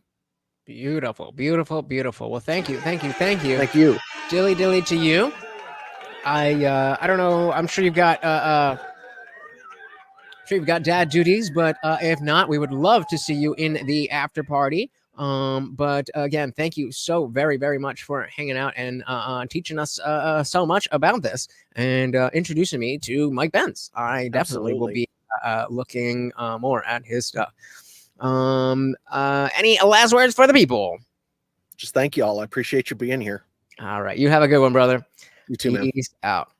All right, guys. Another one, another done. What are you guys saying over here? Trump or we are fucked? Indeed. But oh yeah, so like that's the thing. So what I think you saw, yeah. So like this is the kind of the it's a good thing. It's a good thing we had Jared here, and then I didn't just bring that up and be like, try to do a normal show with that podcast, because again, it was good that we want to be able to get into the weeds about stuff. And we want to be able to get the details and we want to be able to get granular. But as we saw with so many other things, that if we jump ahead too much, then we kind of lose the entire thing. And it's like, I don't really, without Jared, I don't know what I really would have been able to take away from the giving, or not take away, but give you Like I would have been able to, we can all take away from that podcast. But I mean, in terms of me covering it, I don't know. There wasn't a lot of space for me to be like, oh, okay, here, let me explain this, because it's not an area where I have that information. And so if he has names and dates and this and that, like, that's awesome. That's stuff we should understand and know. But it's something that if we don't have a conversation there, then it doesn't really fit. And so, I mean, what about the war on drugs would you like to talk about? We can definitely get into it, but just it's like, what the war on drugs is, and so then it puts me in a position like, okay, well, so the war on drugs, just say no, dare. People still did drugs. I did a bunch of drugs. Drugs are bad. You know what I mean? So there has to be something there. But if you have the best way, if you have something that you want me to talk about, is to think of a pointed question about. So for this, talking about the war on drugs. So was the war on drugs worse for black people than it was for white people? Was the war on drugs a beneficial endeavor? Was the war on drugs something that would have started today? Something like that. Well, that we can go. I could do a whole stream on that. But if we just say like war on drugs, like, well, what do you want to know? Like, I mean, we could pull up Wikipedia, but like, what do you want to know? What do you want to know? Hey, we got Conchas in the building. Welcome to the party. We are about to close down, but as a member, you should definitely join us in the after party. Carl says drugs were pushed to the black community. What? Drugs were pushed to the black communities, and then police went after them. You ain't wrong. Yeah. So, Skull, shout out to Dixon Cider. Welcome. Yeah. I mean, I would like that too, but it's I'm not very good at coming to you guys with, all right, here's what I want to say, and then we're just going like that down the list. Like I don't have a list of things, which is why I always have the video, because it's the video that triggers what it is that I'm going to say. As the channel gets bigger, I'll be able to just like go live, and then you guys will just like ask me questions, and we'll just go by the seat of our pants and make it a real party. But for now, it's got to be a little bit more organized or thought out beforehand. C-Chop said, how can some make war with a concept and our black chums? What? I do not know what you guys are saying. Either way, thank you so very, very, very much for hanging out with me. Let's give a big shout out to our donators. We had Carl's Frosted Tips, Funk Master General, always doing that goddamn thing. We had Zippy with the Rumble Rants, as always. Very, very, very much appreciated, sir. We had Reggie with a $4.99. Shout out to the Shuli Network. Mood with the 99-cent super sticker. Guys, like I said, it doesn't, just because Funkmaster comes in here and drops, boom, his whole hog on the table, doesn't mean that I don't appreciate 99 cents. It adds up. So thank you, sir. And again, our boy Trump 2024 says Carl's Frosted Tips. Very, very, very much appreciated, guys. I would love to see you in the after party. It starts right now. I'll be there in like 30 seconds, but you head over there. Thank you so very, very much for hanging out. Once again, guys, this is Morty, and I am your host, Lutch, aka the Indian Jesus, here to resurrect the second coming of common sense. Until next time, guys, we are out of here. Peace.